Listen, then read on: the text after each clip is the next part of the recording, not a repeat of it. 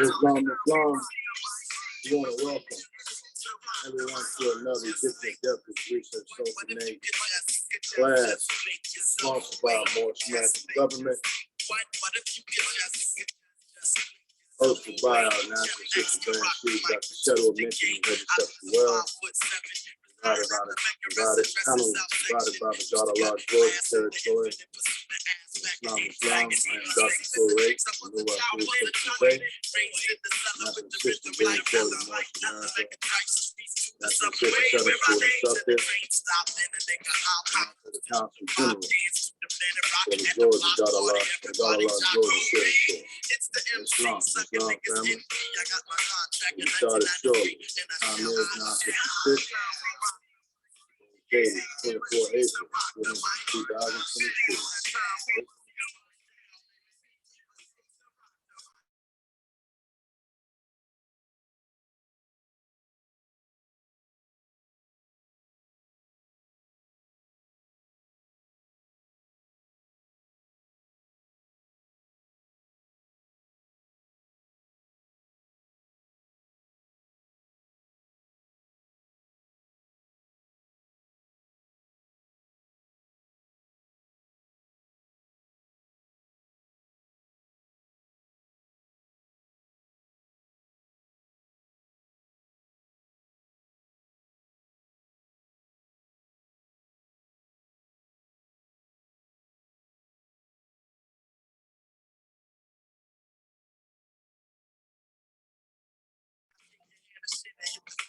Islam, Constitution, Florida Territory, Islam.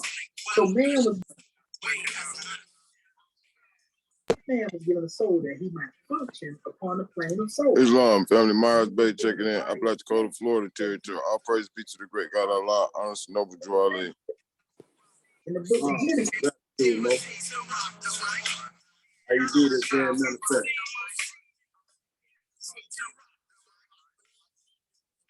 All of this is symbolic. Islam, God, man. Gratitude for you being on your post, God, man. Thoughts that come from on high. Oh.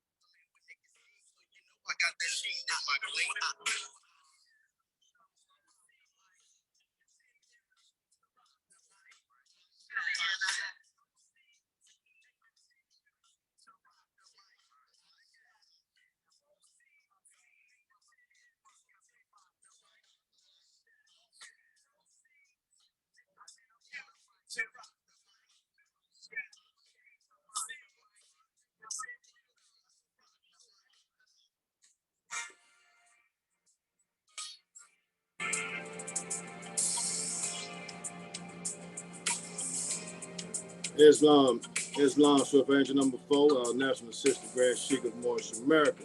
Islam, Grand Man.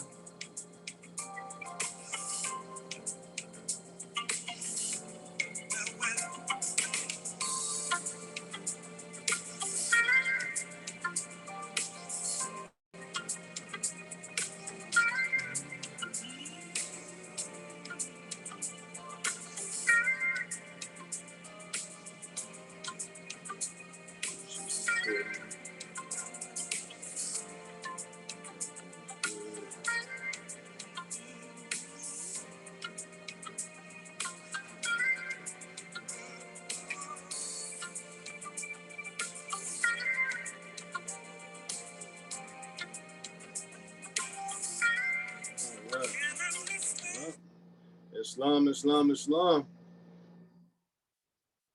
Let us rise on the 7th and give all praise to our Father God Allah, and honor to our holy prophet, Noble Ali. Honor to everything that is Moorish, our grand national flag, emblem and seal, divine constitution, and bylaws of Moorish America. I am Dr. Torre of New Rasul Simpson Bay, National Assistant Grand Chair of Moorish America. Islam. And as I open up the way I ask that you would open up your hearts and minds for the great God Allah in you to be activated in all that we do, in all that we say. Be the message that we bring. Islam, Islam, Islam.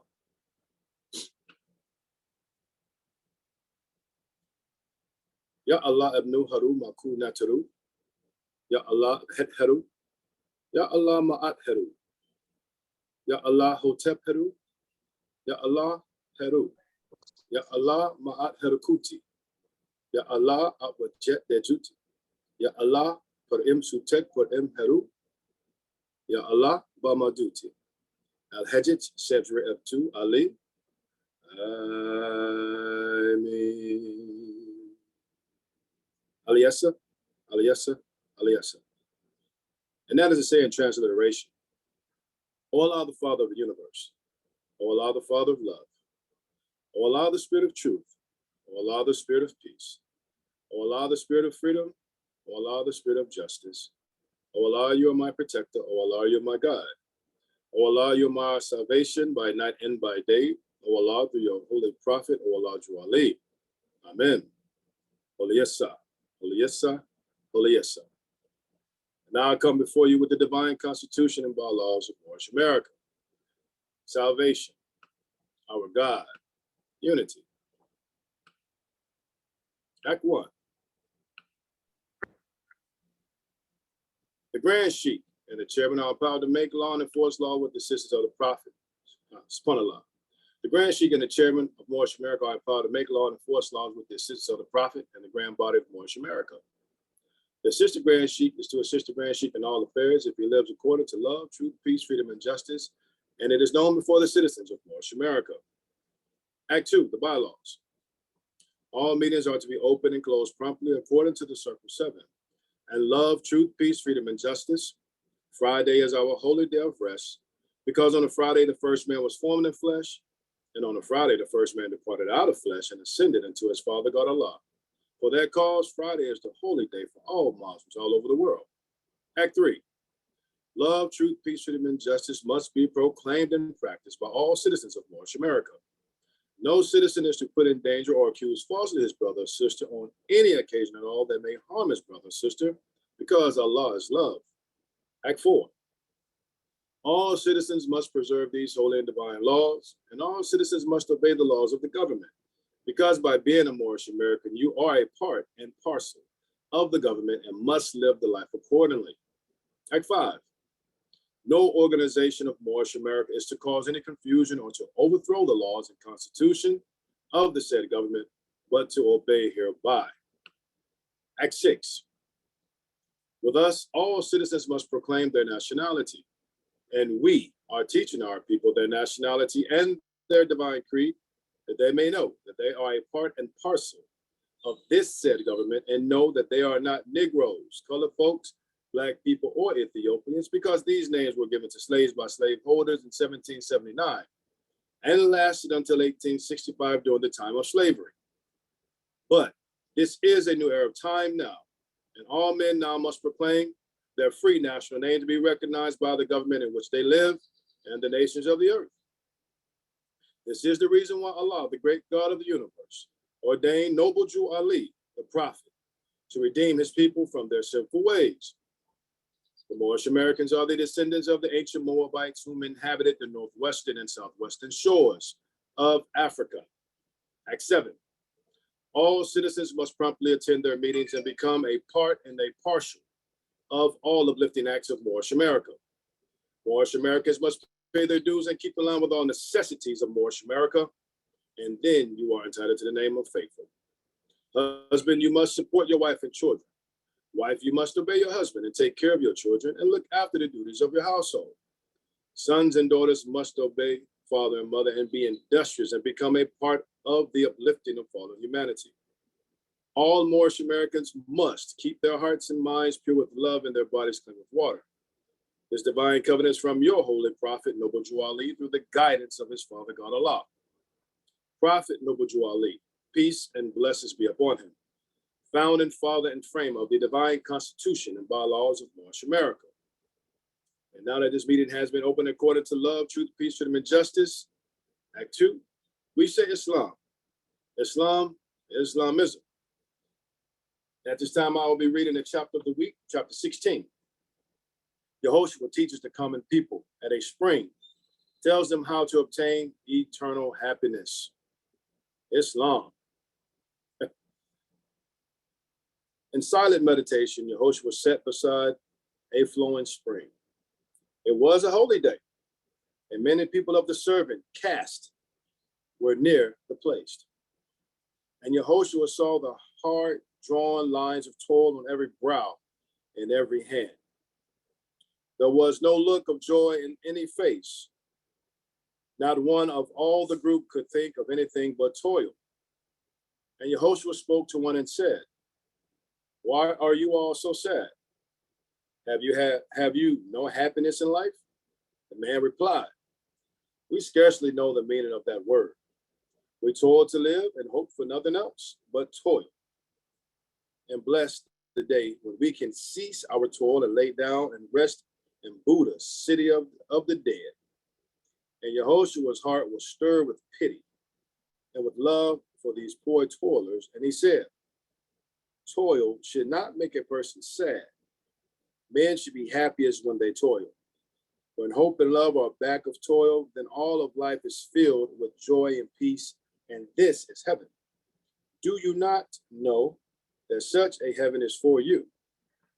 The man replied, "Of heaven we have heard, but when it is so far away, and we must live so many lives before we reach that place."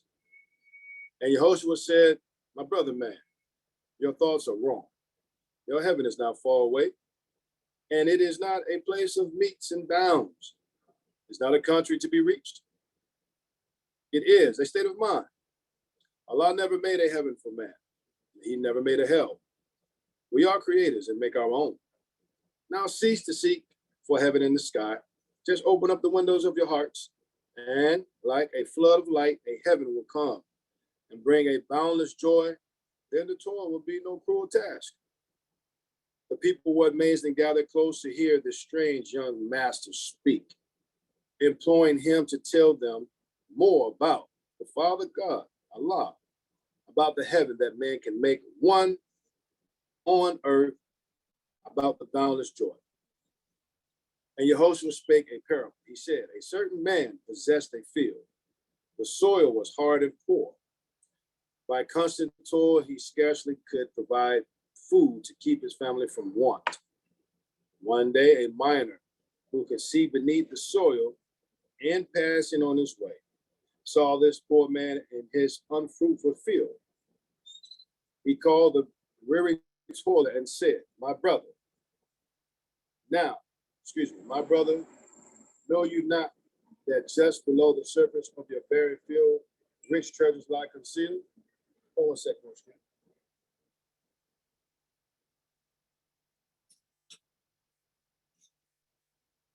Islam.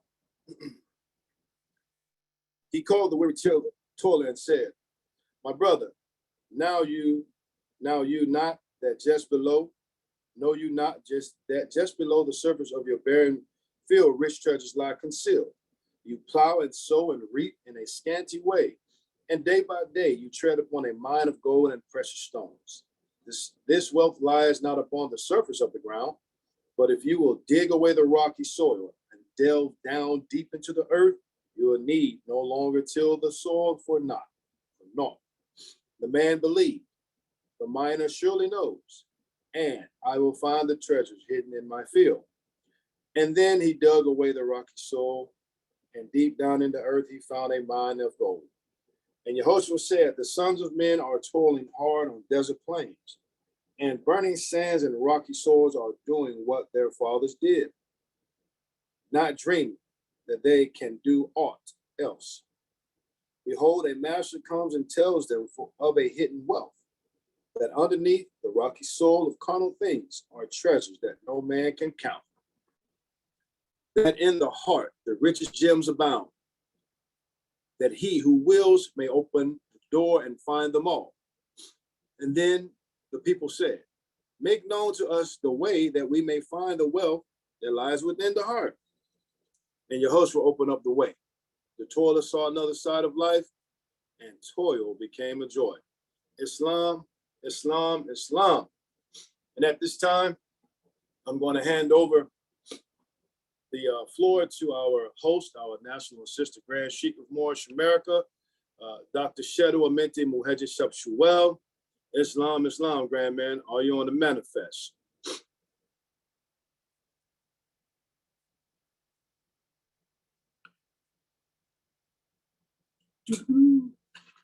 That's easy there. Hey, Islam, can you hear me? Unmute. Okay. Gotcha. Yeah. Okay, gratitude. Well, let us rise upon the seven and give all praises to the great God, Allah, our Father God, Allah, and honors to his holy prophet, honors to our holy prophet, Noble Drew Ali, El-Hajj Sharif Abdul Ali, that is. We give honors to our Moorish kin once again, here, there, and everywhere, and therefore honors to all of you who are continuously honoring yourselves by being yourself. We give honors to our Grand National Seal. We give honors to our Grand National Emblem, National Flag, Divine Constitution, and bylaws. And honors to all of you who are indeed a living manifestation and personification of everything that our Holy Prophet brought to make us a nation. Islam, Moorish kin, we want to welcome you to another Egyptian Adeptus Research Sultanate. And as we always do, we give honors to our Moorish kin for being on the manifest, and all of those of you who are diligently doing the research, so to speak. You know, grand drawing to all the Moors that's on the manifest that are seeking to learn and studying and so forth and so on. Because that is key. That is very key, Moorish kin. We want to start by laying a foundation, as we always do, from the Book of Fire. We want to get some of our Moorish kin to actually volunteer to read from our Book of Fire. And we can actually start on page 369, and we're going to go to page 373 in the Book of Fire. So want to get our Moorish kin on the manifest to volunteer in the reading. Islam? Islam. All right. We can start with 369, Brother Marvin Evers Bay, and then Islam. go up to let's see here. 371, you can stop above the word Islam. Gratitude. Gratitude. All right. Get another more. Islam. Islam, Brother Gary Myers. You can start at Islam on page 371 and go over to stop above, and the word was corn Greek. Islam. Can you hear me pretty good? Yes, sir. Islam. Gratitude. Right. And one more for a read. Islam.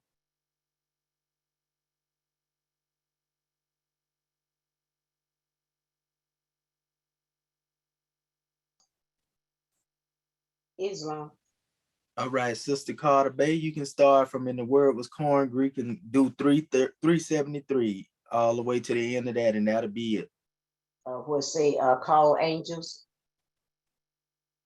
Yeah, you start over that. Yeah, that's it. That's right. And then over there where it says called angel, that's right. Islam. Islam. All right, Moors, you may proceed. Islam. Gratitude. Yes, I'm Dr. Elvis Bay, Consul General of the Texas Consulate, rising, giving all praise to the great God Allah, giving highest honors to his prophet, our prophet, Noble Drew Ali, Al-Hajj Sharif Abdul Ali. Give high honors to our theocratic government, our Moorish American government. I give high honors to our Act 1. I give high honors to all of our officials. I give high honors to this class, our Egyptian Adeptus Research Sultanate class, as well as I give honors to you, Dr. Shadu Amenti Al-Muhejid Shepsuel, for hosting and being our instructor of our Egyptian Adeptus Research Sultanate class, as well as I give honors to all those that aided in bringing forth our class this morning.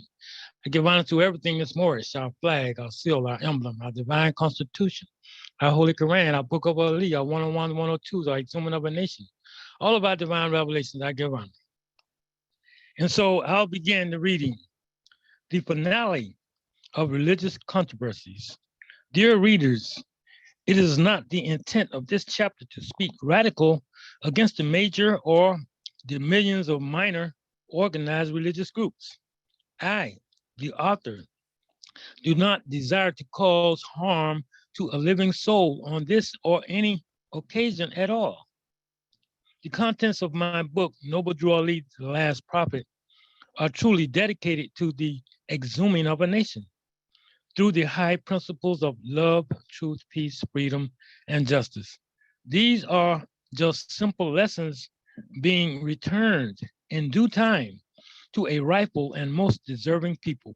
Until now, the majority of what so-called Negroes, Black folk, and colored people in BC know about religion have been learned from their foreign European oppressors. This is especially true of the NBC, whose beliefs are totally circumscribed by European Christianity / Arabian Islamic teachings, interpretations, and rituals. Since these theories are cultivated upon the subjugation and enslavement of Africans, it can only yield Sunday harvests of converted Black Christians that will never be greater than their oppressors. Candidly, the histories to both these orders consider their roles in the continental occupation of Akubalan as eleemosynary and conquest of its Africans as doing the will of their God. The subject matter is religion. Religions usually involve matters of the heart, rituals, and perceptions of a deity or gods. Noble Drew Ali said, man's highest ideal is his God. Hence, man's God today, tomorrow may not be God, because as man unfolds, his God unfolds. Moore's Holy Quran, chapter 10, verse 16. Therefore, this chapter will attempt to tippy-toe through the minefields of religions, through the wars, pogroms, and millenniums of mass enslavements to psychic of mankind, where an entire people have been buried in shallow graves in the names and commands of various gods. This magnanimous task will be attempted without offending any of the gods of men that serve them. Yeah, right. Bear in mind, this book's ultimate focus is the exhumation of a clean and pure nation of people. Regretfully, this nation is buried beneath Western rubble, which mostly appears as religions. It is therefore necessary to sift through millenniums of religious dogma, superstitions, spookism, and a few Jesus, to expose the only rejected gem of the human family. This nation, the Moorish Americans, founded by their holy prophet Noble Drew Ali, is actually the proverbial rejected cornerstone, the lost tribe of Shabazz, the lost found nation of the West, and the return of the ancient ones, the Ishmaelite, the tribe of Ali, 144,000, etc., etc. Martin Luther King Jr. referred to them as we as a people will get to the promised land. This nation is properly revealed as the lost found tribes of Ali.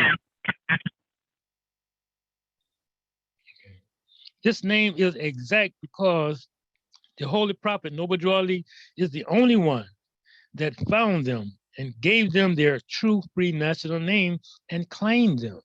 Naturally, he had to break the Roman seals in order to redeem his people hidden therein. it is only fair to forewarn readers about this chapter. With all its benevolent intentions, certain of its truths will piss off the devil. In fact, it will infuriate Satan, Lucifer, beasts, and some demigods, and a few other gods of African oppression. It may even cast out Western poltergeists that are secretly possessing African bodies. Fortunately, in this new era of time now, all truths are being revealed. So Satan, claiming to be in the image and likeness of Allah, in this chapter will be uncovered as the shadow of our lower selves and will pass away. See Adam and Eve. All modern religions carry at least a reflection of the truth somewhere near their cornerstone. All truth is one, and one truth never contradicts another truth. So essentially, there is a bond of harmony in religions of the earth, where all nations can learn to love instead of hate. Religion. The word religion derives from the Latin words religio or credo, or creed, and basically means a system of beliefs or a faith. Africans developed the first religious creed and used it as a cornerstone for building character during their civilizing of the world. Being the first humans created, these sun-kissed people, still knowing their oneness with their creator, marked the one pathway uniting divinity to matter.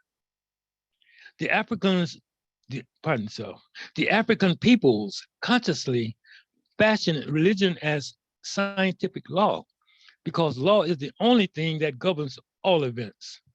Western religions are the Greek-Roman version to African sacred schools of thought. To a large degree, what we see today as religions pale in contrast to the God realization of the ancient ones. The essence of the word religion as used today is but a shadow of interpretation of the original Egyptian holistic system. It is in the nature of a true religion, of a true religious creed, to teach the practitioner to learn, know, and worship the God within. If a religion introduced a media between man and himself as God, for example, prophet, man, or earthly manifest, it is not a true religion. When the God to worship resides in a place other than in the heart, the worshiper denotes to sacrilege. Today, religions separate, isolate, and cause more harm than help. So-called modern religions have created more wars and sanctioned more battlefield executions than slave lynching in America. In ancient Kemet, from where all today's religions derive, taught man's uniting with his God through concentrated thought and remembrance, was the utmost foundation to events of life. The unseen God, the unseen Great Spirit was omnipotent, giver of life, and the acceptance of their life in human mud, body, and flesh. Hence, the definition of the old-time religion is law, universal law in harmony with the self. Simple. Drew Ali called this law Islamism. He taught the Moors, Islamism is the name of their religion. Their ancient forefathers called it the Egyptian mystery system. The basis of Catholicism and her multi-denomination children is founded upon the premise of serving a visible trinity of gods which exists outside, not within man. In the world of dualities, see Adam and Eve's dualities, religions are social necessities. They serve as reminders of a man's rights and wrongs, do's and don'ts, sow and reap, good and evil, etc. Some governments and commune leaders as citizens, social pacifiers to the hereafter also use religions. These theologies have been dubbed as opium for the masses because of its sedative powers. Religions are used to quell civil unrest from their oppression. Religions can serve the purpose of establishing laws for a man to govern himself in harmony with all other living things. In reality, this is not what religions of today indoctrinate. Religion to ancient Africans was holistic and fundamentally the science of life, which balanced with harmonies of life and resulted in peace. This is why Noble Drew Ali reminded the Moors, our ancient forefathers were Muslims and accepted Islam peace as early as drinking water. All the major African prophets taught a portion of Islam.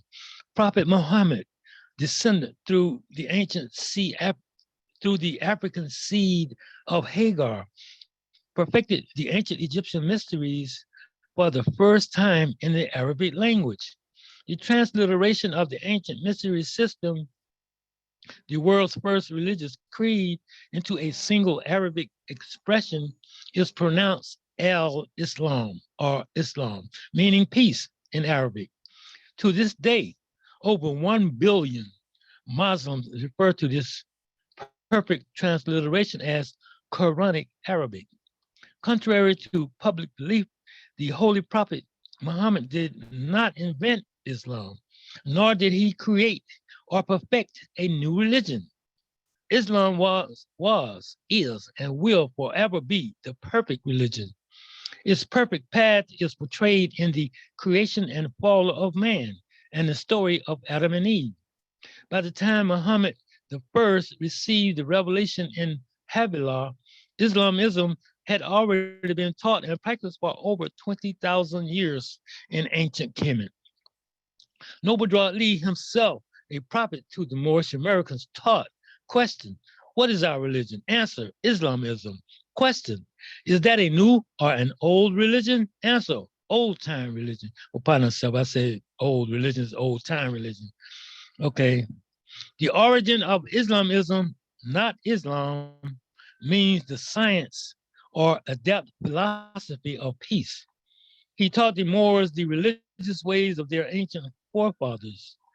This was a Moorish science, the study of self-mastery. The masters, pardon self, brother, north outside. The masters know there is a great science in the exercise of thoughtless thinking. I'll pause for a moment. Okay. Since thought is the cause of all things, he wanted to teach the Moors to think. Think. Then they will be able to save themselves. The concentrate of peace, Islam, is to meditate within using concentrated thought. Question, who made you? Answer, Allah.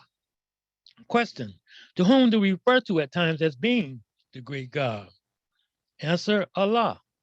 Question, can we see him? Answer, no. Question, what is truth? Answer, truth is art, and art is Allah. Question, what other name do we give to truth? Answer, holy breath. Question, where is the nearest place to meet him? Answer, in the heart. Also see the third eye. Noble Drew Ali said, the young Moors with their third eyes wide open would be the ones to enforce his laws, and the old Moors must take a seat in the back because we are going to have to take these principles and straighten out our brothers in Islam in the East. They have grown astray, have accepted demons from afar, and are now at war against themselves. It goes without saying the only thing a Muslim, Christian, or Jew will accept will be a higher adept teaching of what they already have faith in. None of Drew Ali's teachings support anything except love, truth, peace, freedom, and justice. The five highest principles known to man, his pure and clean nation about to unfold, will live by the powers of the life giving as above, so below. Islam, gratitude. Islam, family. All praises be to the great God Allah. Islam, Islam, Islam. Once again, I rise and I give praise to the Almighty great God Allah. I give the highest honors to our holy prophet, Noble Drew Ali, his high name, Sheikh El Hashbik Drew Ali. And I give high honors to the theocratic Moorish American government. And I give high honors to Act 1, our divine constitution bylaws, this class. And I also give high honors to you, National Assistant Grand Sheikh, for this class. And I give high honors to the Georgia Consulate for providing a platform for this class. Islam, Islam, Islam. Family, I'm Divine Minister Dr. Gary Myers Bay, Apalachicola, Florida Territory. And I'm going to begin with the reading. On page 371, Islam. The word Islam is Arabic for the word peace. Yet, peace, like most other principles of life, has been desanitized here in the West. Peace itself is infinite and in existence before Arabians were a thought. Peace is Allah, the great God, and the divine mind. Peace has no partners, faults, nor opposition. Peace is infinitely pure and is in no way related to war, oppression, or strife. Their forefathers, the original African man, were the first used subhanAllah. Their forefathers, the original African man, were the first used peace. Most people, including some Muslims, equate peace as the opposite of war. This is an unbalanced concept and the grave misunderstanding of the word peace. Peace is the ordained harmonies of the universal order and of life. Peace is the state of security found where divine laws are enforced. In this, subhanAllah, it is the tranquility and freedom of all living things being themselves. War and strife are man-made weaknesses and conditions. There is but one true peace, and man must grow inward to return to that peace. True peace, like Allah, is one, and is found only in man's conquest self. War and peace are related only from a finite point of view. This is why carnal man from the lands of fallen humanity must have strife before peace. Yet, like shadows or reflections caused by light, so is strife caused by peace. Peace and light exist without war and shadow. Peace is found in pain, misery, or in the muzzle of a gun. Only the strife sword of wisdom can place the sabers of human knowledge into the shelf of peace. Ironically, the pale-skinned nations of Europe have sought peace at the end of weapons for the past 300 years. Today, they still sleep with only one claw on their oppressed and the other claw on their weapon. Their idea of peace rests in their breast between the two. See, see, illuminate chaos. Yehoshua called this type of peace the peace of death. When he was asked, "Are you indeed the Prince of Peace?" Appendix: Life, works, and teaching of of Yehoshua, chapter 13, ayat 4 through 5. What is the Moorish American religion? What is our religion? Islamism. Is that a new or is that an old time religion? Old time religion. Yet, subhanAllah. These are yet two more of 101 Quran questions for Moorish Americans found in Noble Drew Ali's questionnaire. There is a golden cord of divinity which unites all the questions and their answers. However, for good understanding, one must have love, a true knowledge of history, and reliance upon Allah. Indeed, no finite mind can comprehend things infinite.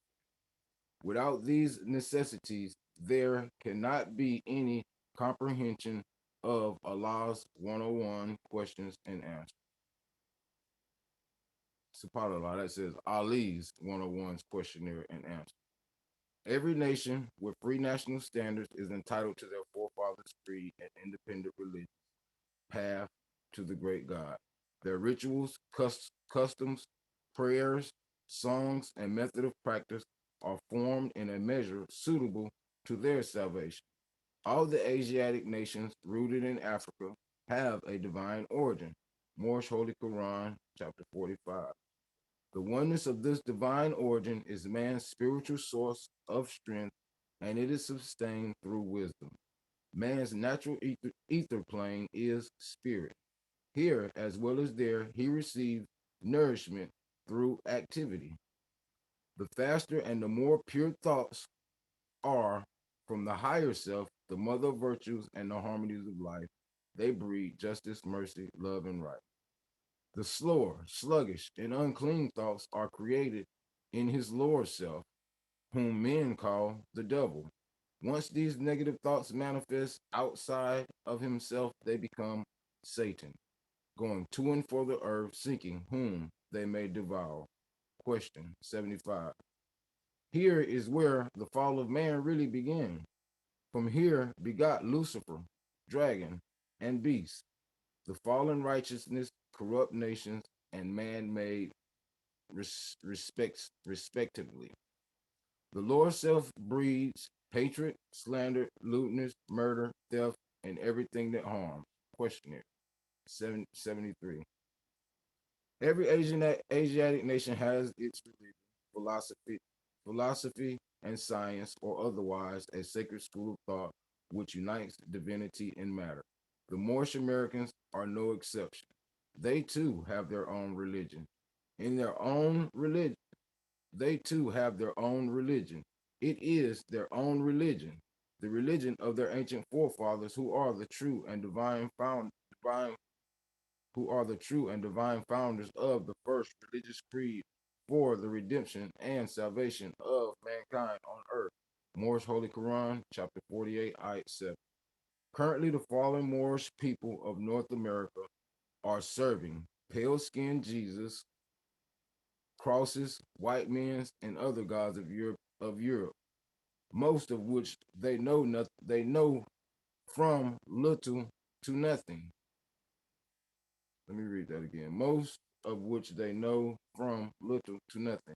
They worship a religion borrowed from foreign lands and forced upon them under 4 centuries of death, threats, and physical deprivation. The breaking of their the breaking of the breaking of their will gave hope to their safety. Today their safety is termed as being saved.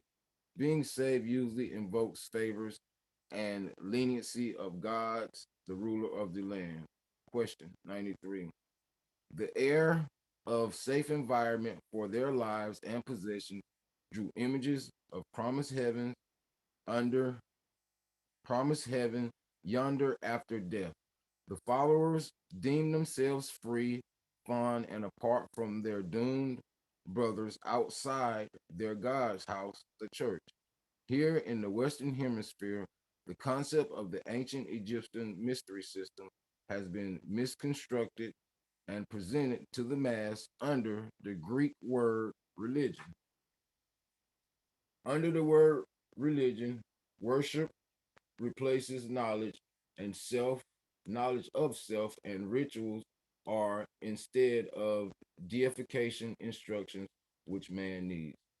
Under the church, God has a day off for rest, and preaching is now where holistic lessons are supposed to be. Only in the upper Christian Science and the secret lodge of Freemason are the higher degrees of man as God is discussed.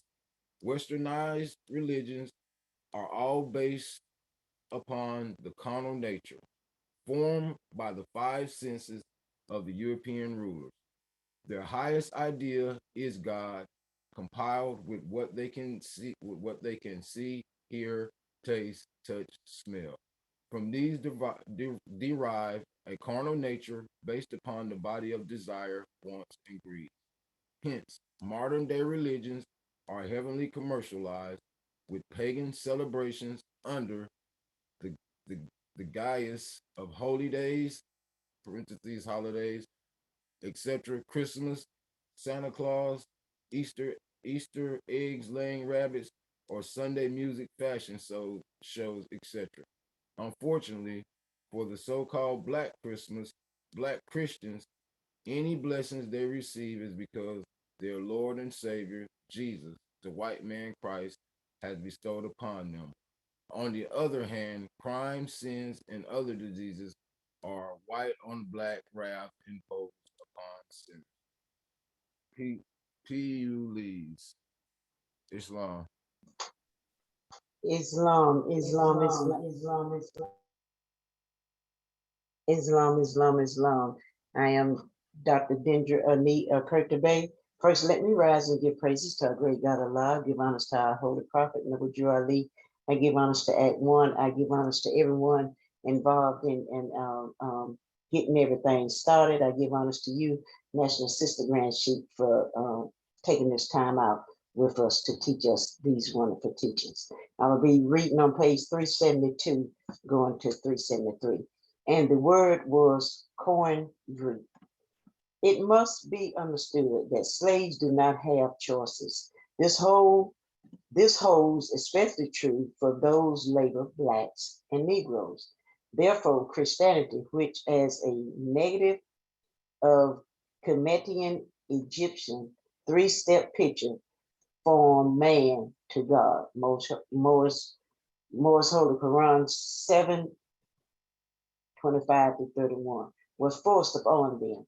The true teachings of Prophet Moses, Solomon, David, Yehoshua, and other Egyptian adepts were translated through Hellenistic Greek, 400 BC to the 4th AD, by what Alexander the Greek, 356 through 323 BC, Aristotle, 384 to 322 BC, Socrates, 469 to 399, Plato, 428 through 347, could decipher from their lying eyes. By the time this host of Greek philosophy was poisoned into the Roman Catholic order, it gave birth to Christianity.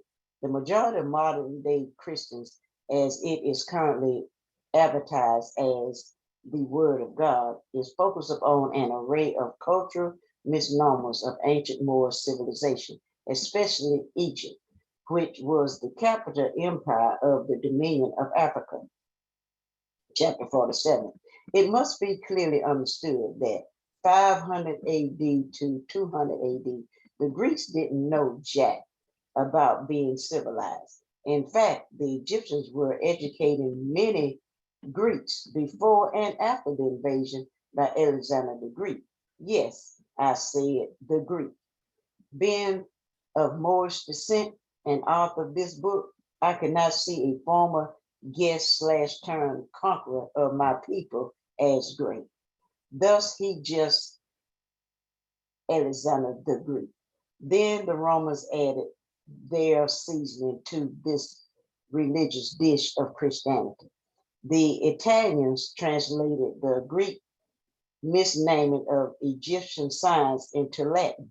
From the Roman Empire to the Roman Catholic Church through the Renaissance and on into the English language. A people's language expresses the totality of their understanding and determines their prosperity. And if one's language does not capture the essence of another language, then its truth will not be conveyed. The accuracy and the timing will not be in the translation. Without truth, one is subject to deception and hypocrisy. The original Bible was not the word of God, but in reality, it was the words of the Greek. Today's Bible is often called the Word of God, and no one can tell its millions of faithful NBC people other than that it is God's Word. Little do they realize the wages of inaccurate history is a darkened future. As vividly revealed later in this chapter, it was the Greeks, not God, who wrote the first Bible. Albeit the so-called Black people are mere readers of the word and not its author. Most fail to see the impossibility in reading any manuscript without absorbing the opinion of its author. Needful to say, the Greek misinterpreted slant to Moses' revelation of the ancient Egyptian mystery are a far cry from the soul's perfecting degrees of the ancient African word. Therefore, it is a dire necessity when studying history, one must take into account all the surrounding times, peoples, and conditions in order to ensure the validity of their history. This is why Muslims teach Quranic Arabic to all Islam converts, no matter their national tongue. As a result, they will receive the full flavor of Allah's message through the Holy Prophet Muhammad. There are many words in the Arabic language that cannot be transliterated into English, Latin, Spanish, etc., without losing some or all of their potencies, especially English, which is well known as the bastard language of the planet. Page 373. The history of the Moorish religion, Islamism, the first religious creed on earth. Noble Ali taught the Moorish Americans, the fallen sons and daughters of Africa have borrowed a faith from foreign lands, and the God they serve is not their own.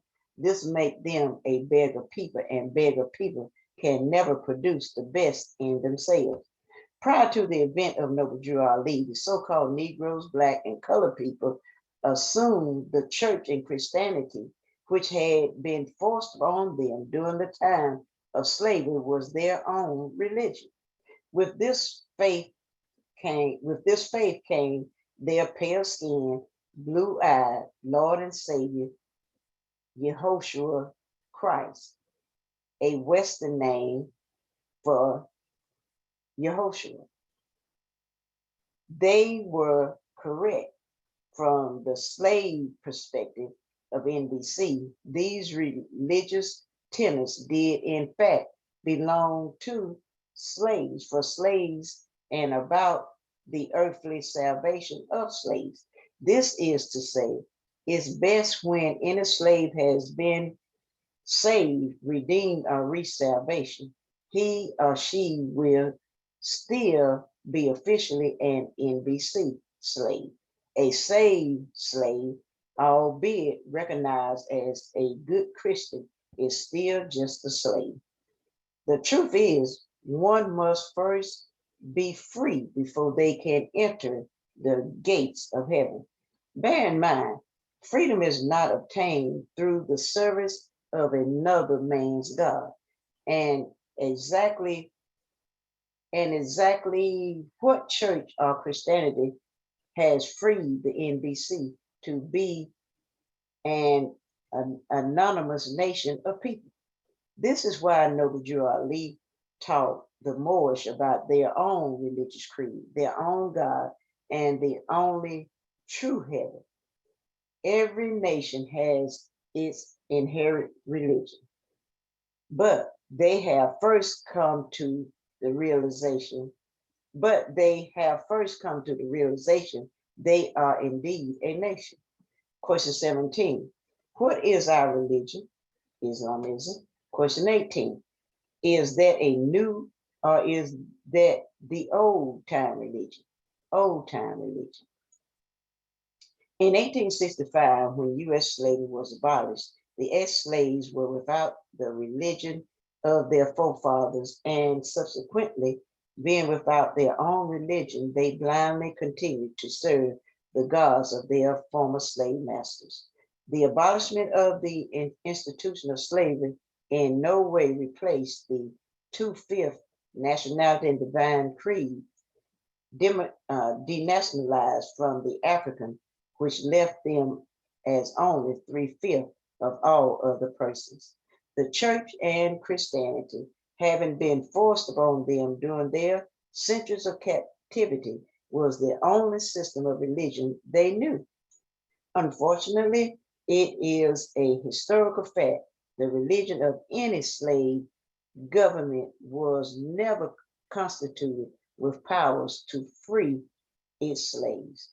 Now, more than 145 years later, not one of the 1 million plus NBC of the cloth, with very few members of their congregation, questioned why they will never be free while under the same government that enslaved them, especially as they have faithfully served another man's God. Islamism, as the world's first religious creed, was pronounced Hotep. Hotep is the holistic science or study of peace. Hotep translates into Arabic language as Islam. Islam because the Arabian name of the old time religion, as it was perfected for Arabians by the Holy Prophet Muhammad, Surah 5 and 3. He chose Islam from the African ancient monotheistic sciences to the people of Havilah, Arabia, because they had strayed away from this straight way to Allah as taught by his African forefather. In fact, Muhammad was a direct descendant of Hagar, the Egyptian goddess, which mother Ishmael, first true son of Abraham. Readers must bring to mind the roots of Hotep began millenniums before Kemet became the center of the world, greatest teaching and civilization. The name Kemet translates into Kingdom of God, Lord of the gods, or God of gods, which modern man called Egypt. They refer to the creator as Olodumare or Nectar. This translation is the true foundation for the Islamic fundamental. There is no God but Allah, and Allah is the Father of the universe, as brought to the Moorish American by Noble Jew Ali. Angels are true beings. The station of angels is a status scale in harmony with its original creative destiny. They are celestial thoughts of the great God and are often manifest in flesh filled with melanin. An angel is the highest station of man, expressing the will of divinity.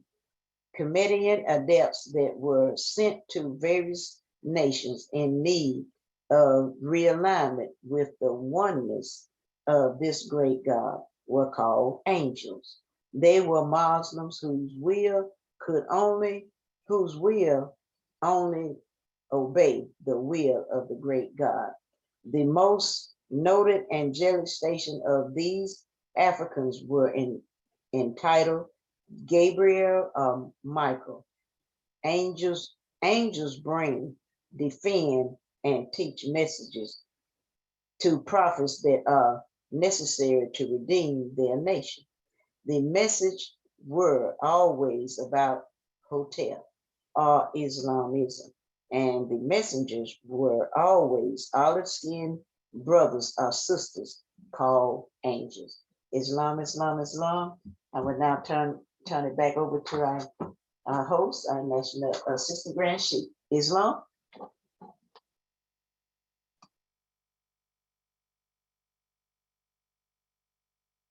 Islam, Moorish kin, Having already risen, giving praises to the great God Allah.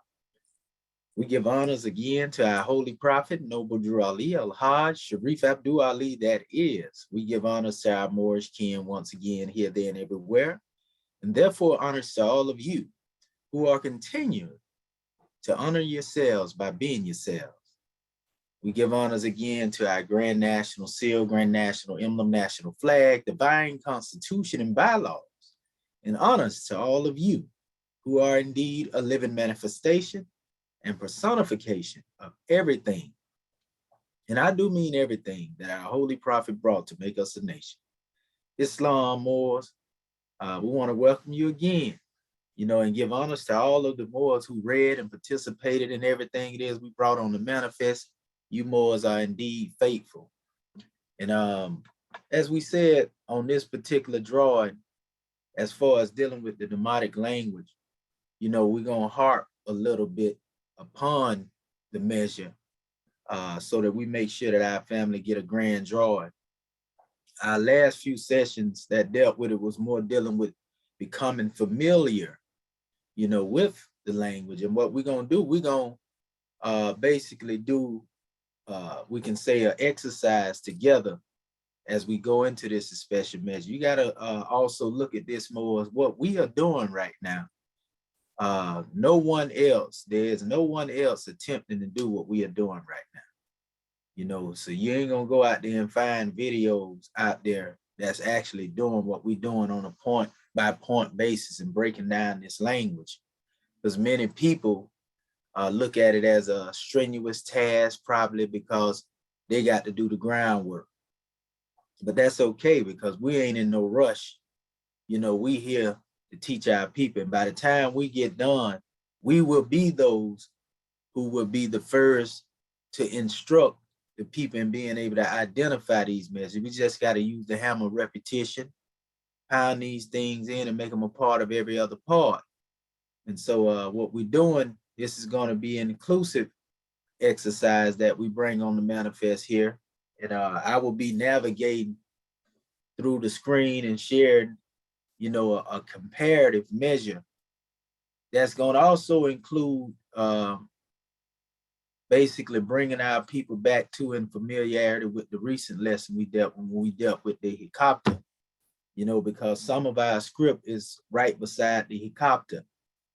And so once we get, all these alphabets identified, on point, because that's the first thing we got to do. Then we are going to go into, dealing with those exercises that our family went through, previously. Like I said, we're using the hammer of repetition. So what I'm going to do right now, I'm going to share my screen. Pull up here. Let me make sure. Okay. I want to bring a real example on the manifest to show our family what I'm talking about when I say that we are the first to embark upon this mission. Okay. Yeah, I think this is the right one. Okay, Moors, can you see my background right there? What's on that is, do you see the string of videos here? Islam. Okay, Islam. So you see the sign of the Demotic language, right? Right. Islam. Okay, I just want to make sure. I'm gonna show you something. When you go and do the research here, you don't have anyone here, like I said, doing this. You see our videos up there, right? We are the only ones that have come forth again to deal with this particular task. When you do your own research, you're gonna see. So we are really the first fruits and the foundation, and these videos that we are putting out here will become a foundation for those who are seeking to go further into these things. So just say we making history here. I put it that way, together as Moorish American government. So what I want to do, I'm gonna go to my other area that I have up here. This is actually a Asiatic depiction of the helicopter. And I chose this because of the detail, the great detail our family can see it. Because we're going to deal with this in comparison. We're going to use it to be as a guide in comparison dealing with these measures here. You know, and as far as the abjad order, it may have a few letters that vary off here and there, but most of them are pretty much in conjunction. So we're going to be dealing with identifying these alphabets one by one. And what I'm going to do, we'll open up the floor. And so Moore's pull up your charts on your end. And I will basically be asking you, you know, which alphabet is which, you know, as we go down line by line. And I'm gonna also have this on the manifest so you can identify it in this particular document that we already have.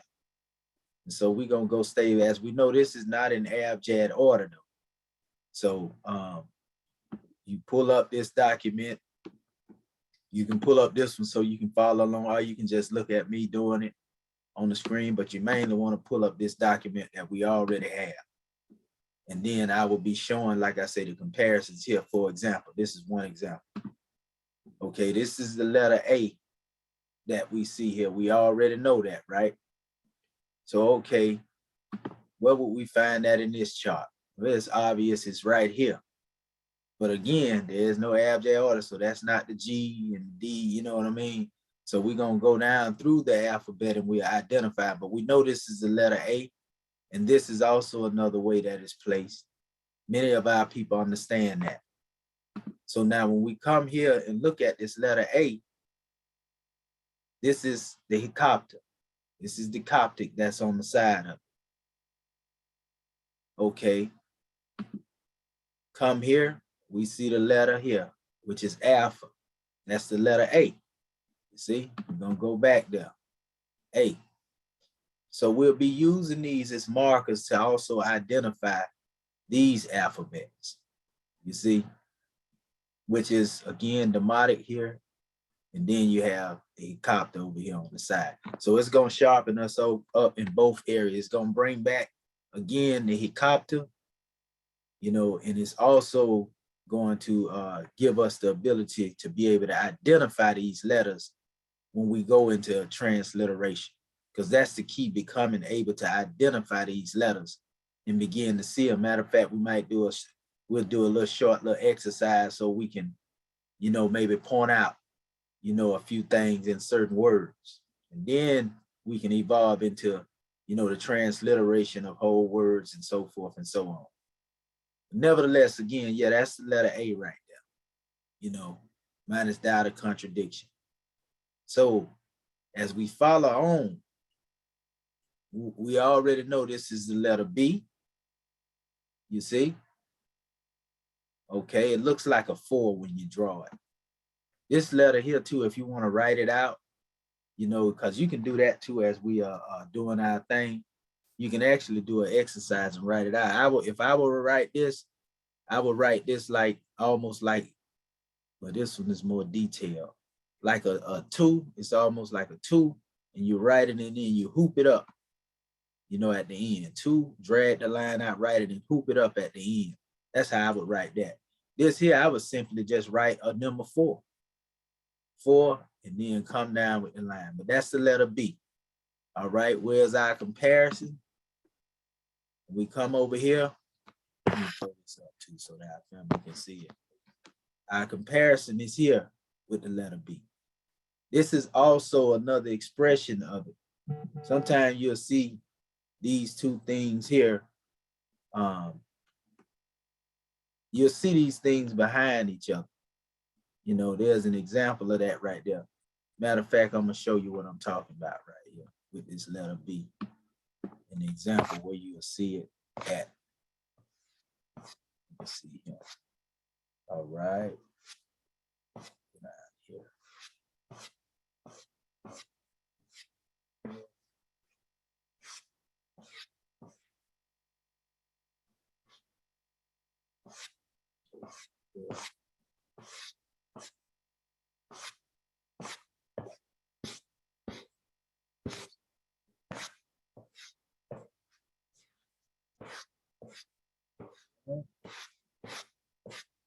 Okay, for example, here, okay, you see the letter Y. We're gonna go and get out of the way since we're dealing with this particular one here. This is the Y here, these three strikes here, these strikes, and that's the B, but also you see that other particular expression of the B up under it, right here, this little symbol here. They got it based on who wrote it, you know, it's kind of in a different way. That's their style of writing, but this is Y and B, and this is the root for claw and nail. So when you come back up here, now remember, this is the letter Y, and I'm gonna show you this here since we done brought it up. These three stripes, that's Y, B, and you can basically look at this as still in B. You see, so it wouldn't be like different strokes in it, and then you go here and it don't add up when you deal with it from that aspect of just two letters if you're looking at it the wrong way. So this is, again, this is the totality for B. You can really just go off of this, but they actually got both expressions here. It's not up under it, it's actually on the side of it. But that's Y and B, basically. How do we know this? Let's go back up here. All right. Where's that letter Y? We're looking for the three strokes in the letter Y. Where you at, Y? There you go, right there. You see them? That's your three strokes. That's the Y. You see? Now let's go back to the B again. There you go, right there. See, that's the B. And notice that they have this, you know, right there. So anytime you see this right here, that's a dead giveaway that that's a B. Now already your visuals, along with me showing you this is putting these signs in your mind, you know, the way you can identify.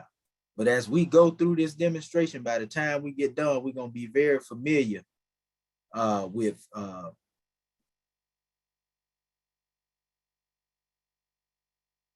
yeah, we're going to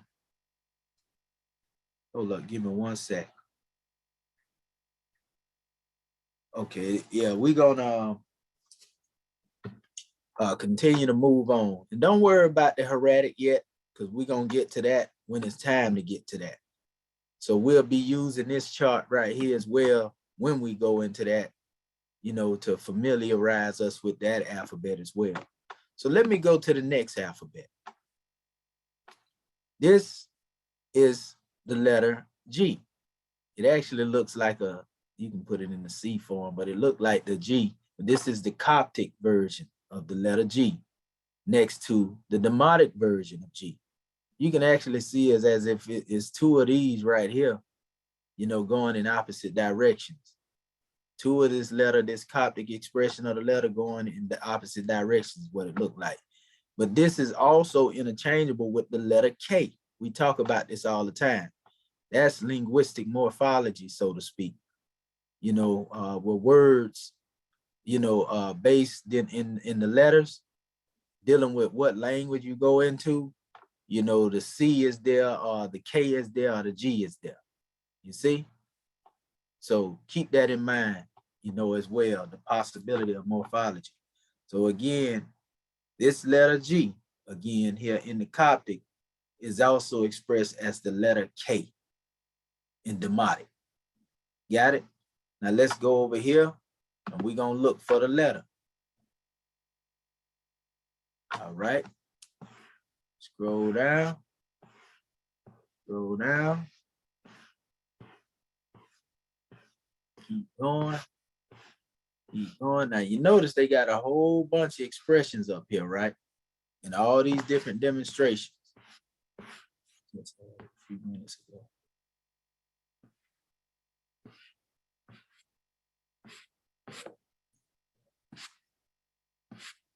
Okay.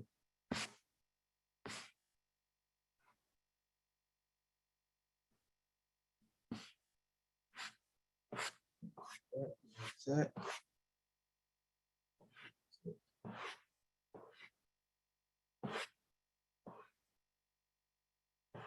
And sometimes when they write these things out, they write them out a little different trying to get that. I just had it a few minutes ago.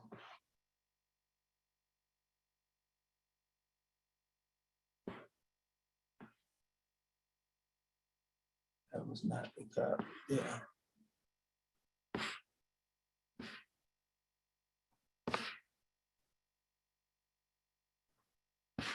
Okay.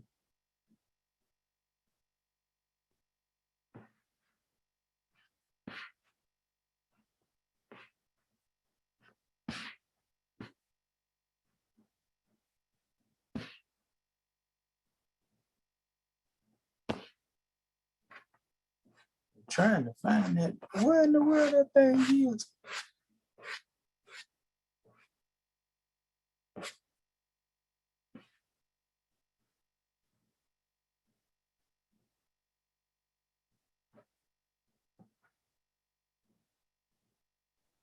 Is that it?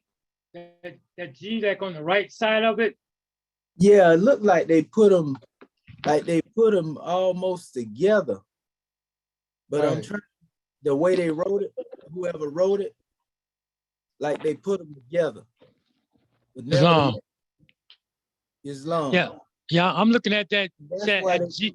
much confusion. Huh? Go ahead. Right. Yeah, like on the right side of that or, Uh-huh. it's like, like they put them, like they put that sign, like it's like two ones put together, like in that other demonstration, the first Yeah. demonstration. Right. Yep. Right. That's right. And that's what it is. And that's why they put much confusion right here with the GKKKK. You see that? Islam. Yes. And I would say in this particular chart, they kind of hodgepodge it a little bit, right? But and Yes, then sir. put it exactly as it is. But put it this way right here. What we know is and we got another chart as well that show this. Right there. Yeah. It's like Yeah. that.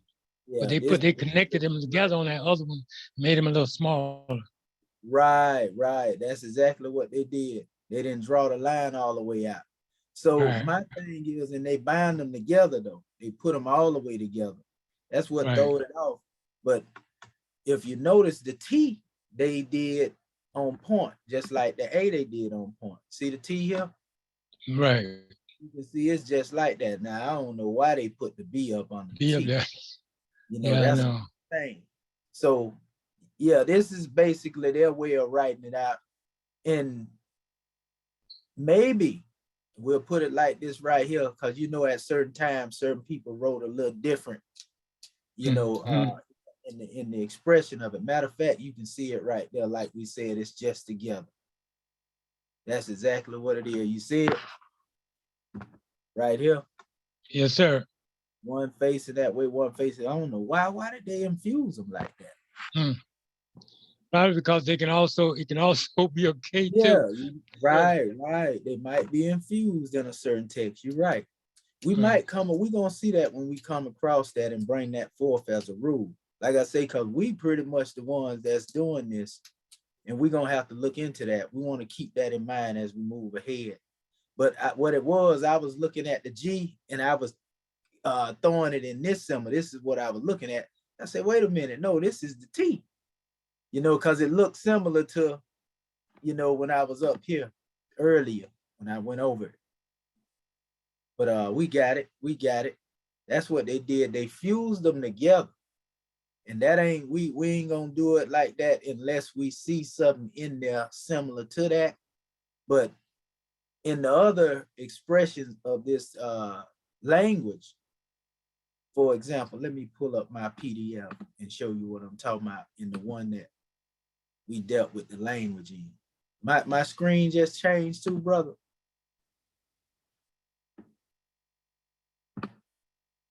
Can you see the It's changed, yes. Yes, sir. It's changing. Okay, let me pull it up right here. I want to go over here to my original measure dealing with the alphabets. Oh, you know what? I didn't even have to do that. I could have actually did this here, because I actually got it right there in my email. I can go right in there and share exactly what it was from that particular thing. Let me open this back up and share the screen. Okay, I'm gonna share the full screen, that way I ain't got to keep going in and out. Okay, here we go right here.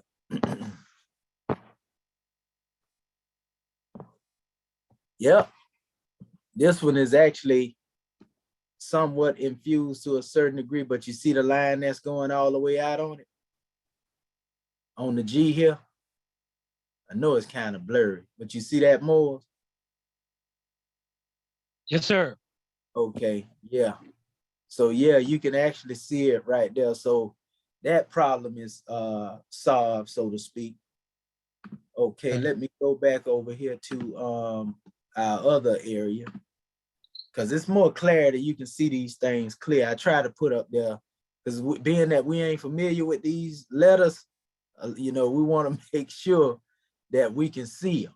You know, that way we know what we're looking at. So we also got the letter T, which we know T is interchangeable with D. We already know that rule, just like the K and the G, so to speak. And we just showed actually the D and the T already. And so there you go again. We're gonna bring you back to it. That's the T. I see they got a dot up under that. We're gonna keep that in mind. And they said order, but I still don't know why they are putting this here with the B. You know, we'll get into that, we'll cross that bridge, but we're gonna look at the T itself for now, because I would say that one might have been reaching a little bit, because it can't be both. And I don't see a cognate between T and B. You see? Right. I mean, you can't really put that together like that. And so this is A, B, G, D, you see? And then this opposite version of the E, H, he, because H is interchangeable with E, depending on what language you're in. Now we see a few expressions here, so it shouldn't be real hard finding and identifying with this letter. You see? Right. Let us go here. Let me see here. They got a couple of them up here. Okay, yeah, they got two stripes here for the E, right? Yep. And then let me see, when you go back over here, they got one, but nevertheless, it's still out in there. They got two coming off from here. Then they got one here and one veering off to the side, because they don't look really connected. That, yeah. So we can see also, and these, you know what? These are probably, in most cases, these may be forms of the E that was identified by one particular researcher. Right. Other form, you know, we can see it just has one stripe there, but nevertheless, they are showing three different expressions of the E here. So we can keep that in mind as well, you know, and probably use that as a rule as we move along as well. And all of this stuff will end up coming back as we go through it, but nevertheless, it'll give us the ability to be able to transliterate. So we got to keep that in mind. The two stripes is not shown in this particular one, but it is shown in the other. You know, so that's another measure there. Okay, they bypass this particular letter, you know, and this right here, if we go into it from the standpoint of, it will be so. This would be their demonstration for so. But I know they do have a S as well. I don't know why they just didn't put that S as a correspondent with this over here. You know, I don't know why they didn't do that right there. You know, which is really. I'm sorry. Go ahead, bro. Quick question. Like, okay, that other slide you had, what you said was a helicopter, right? Helicopter. Yeah, this one right here. No, the other one. You're right there. But isn't that also, that's like those Greek letters? Wouldn't that be the same? Yeah, remember I told you this is what was originally, this is where the Greeks get it from. Right. Yeah. Yeah, right here. That's what I was saying. Like, they calling it Greek, but how is that gonna be so when this came before the Greek? But Right, this is right. supposed to be the last stage of Egyptian before it became Egyptian Arabic. Mm-hmm. You know, they're saying that this come after the Demotic language. You see what I'm saying? So if this came after the Demotic language, then how you gonna turn around and say Greek came Right. before this? It don't make no sense. You see what I'm saying? Yes, sir. Well, they trying to own it. You know, they always. Own it, right? And so every book that you see translated, like the Bibles that's translated in these alphabets, Mm-hmm. Coptic, they call them Greek. Right, Or right, ancient Greek, but nah, this is translated in Coptic, and they trying to hide the fact that this is Egyptian that these books were translated out of. right, You right. see? That's what threw me off really, because I say, well, this is just like the fraternity, you know what I Yeah, mean? look Alpha, just like beta. it does. Yeah, yeah, yeah. Okay, so But see, all that's right, also how they fooling the people, making them think that they belong to Greek organization. Because when right, the Greek organization go looking at this and they see Coptic and they go back to Egypt, that's giving them credence of thinking that they following the right thing. No, you still following the European Ptolemaic-sized right. organization is what you're doing. You see what I'm saying? Yes, sir. But we know the letter Z, you know, even if you go into Mustafa Gadala's order, it's the letter, the number 7. Right. You see what I I'm need to saying? get that. Yes, sir. And so again, they bypass this one in the alphabet. We'll go back into some more investigation on that later. But going here and what they have in the 3 stripes, we already know what letter is this. Oh, the 3? Yeah, these 3 stripes. We just talked about it a few minutes Yeah, ago. yeah, we did. Now remember what letter is that right there, more? We're gonna see who's been paying attention. What letter is that, Marlon? Yeah, I'm looking for right there. And at the H? Now we the 8, nope, that's not No, the 8. it ain't the H. Wait a minute, hold up. We just You know, went over that. and I don't have none of mine. Wait a minute, what did we say the 3 stripes? Oh shoot, I know that. Yeah, you just said it. You just said it. Yeah, the AB. 3 stripes, the 3. Oh man. Oh wow. That's not the H. Now, right, they go. That's actually put up there as the letter Y. Oh, So yeah, right. Oh, I got it way down to the bottom of my page. Yes, right. That's what I What did. we're gonna do, we're gonna put a question mark beside that. Because Mm-hmm. what we're finding out is like almost like ones was, you know, certain people had other opinions. You see, Right. that's why it's showing here in the abjad, like it's almost like remember, they didn't even put the letter W But here, put the letter S here. So, you see what I'm saying? mm-hmm. So we're gonna keep them in mind, and that can be part of our homework as well. Okay. You know, that can be part of our homework as well. You know, like I said, we are the first to do this, so we're really unraveling what the mess that they done made. And we can see they done made a mess. You know, so So yeah. excuse me, sir. Like those 3 lines, weren't there also an M in somewhere? Like the 3 lines was an M and the 2 was an N? Yep, in certain certain other alphabetical expressions, they are. That's right. Right. That's why I was saying certain nations, they'll take a letter, but they'll put their own demonstration to it. But like you said, it went between M and N. Right. See what I'm saying? Yes, sir.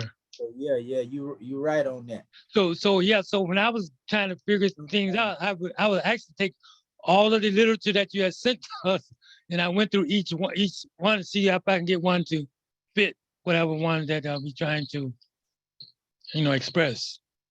That's right. That's right. Now see, notice what they did here on the letter that come behind that, which is the letter T, right? Mm-hmm. In Yes, sir. the abjad. Now notice that they equated the same letter T, right? And then this letter right here is T, but it's equated with the D. Right. See how they was interchangeable? So this is the letter T, right? But this is the letter T, but that's the same alphabet. You see it? Right. Yeah, it is. You see? It is. That's because the T is interchangeable with the D. They could have really just wrote that, but being they got the abjad beside it, they went and put that demonstration up there. So that's Mhm. something to be noted too.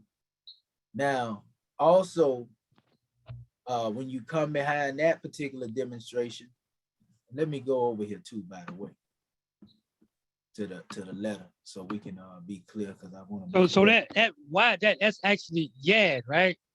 And that Y is actually Yad Yes, in sir. Arabic. Okay, I just Yeah, want to make add a yard if you were dealing with the yeah, right, yeah. And so yeah, also we can see that this is also an expression of the D, but you can also see that little, I guess you can call it an arrow pointing out half of it. right, You can see the relation to it, you know. So it ain't, you see it here? See how they did it here? They tell you it's interchangeable, right. you know. So N, keep T, and those D. things in mind. We'll do that. And like I say, we can go back again and deal with putting these things in the proper order. Once you go back and look at the video, you know, we can actually put these things beside each other for our Right. own folks. You see, Okay. the things we discussing now, you know, because Sure. when we move ahead, we want to be able to move ahead fluently. But I Right. want to identify these things so that we won't run into no problems along the way and be like, what is this? What, you know what I mean? Right. While we going letter by letter. Yeah, we appreciate that. Yes, sir. Yes, sir. Because I know this ain't something that we used to and what we know. You know, Right. you don't learn it overnight. So that's why it's good to do this exercise here open and go in. Definitely. And just like those, just like some of those pictures are like they look like little scribbling. You know what I mean? And so it's kind of, to try to actually see it. You know what I Right. mean? It's another Pull it out. job too. That's right. To pull it Yeah. out. Now here, this is the letter. And let me pull it back up here because I do want to keep comparing it here. You see here? This Theta. is what we call Theta. theta, right? Mm-hmm.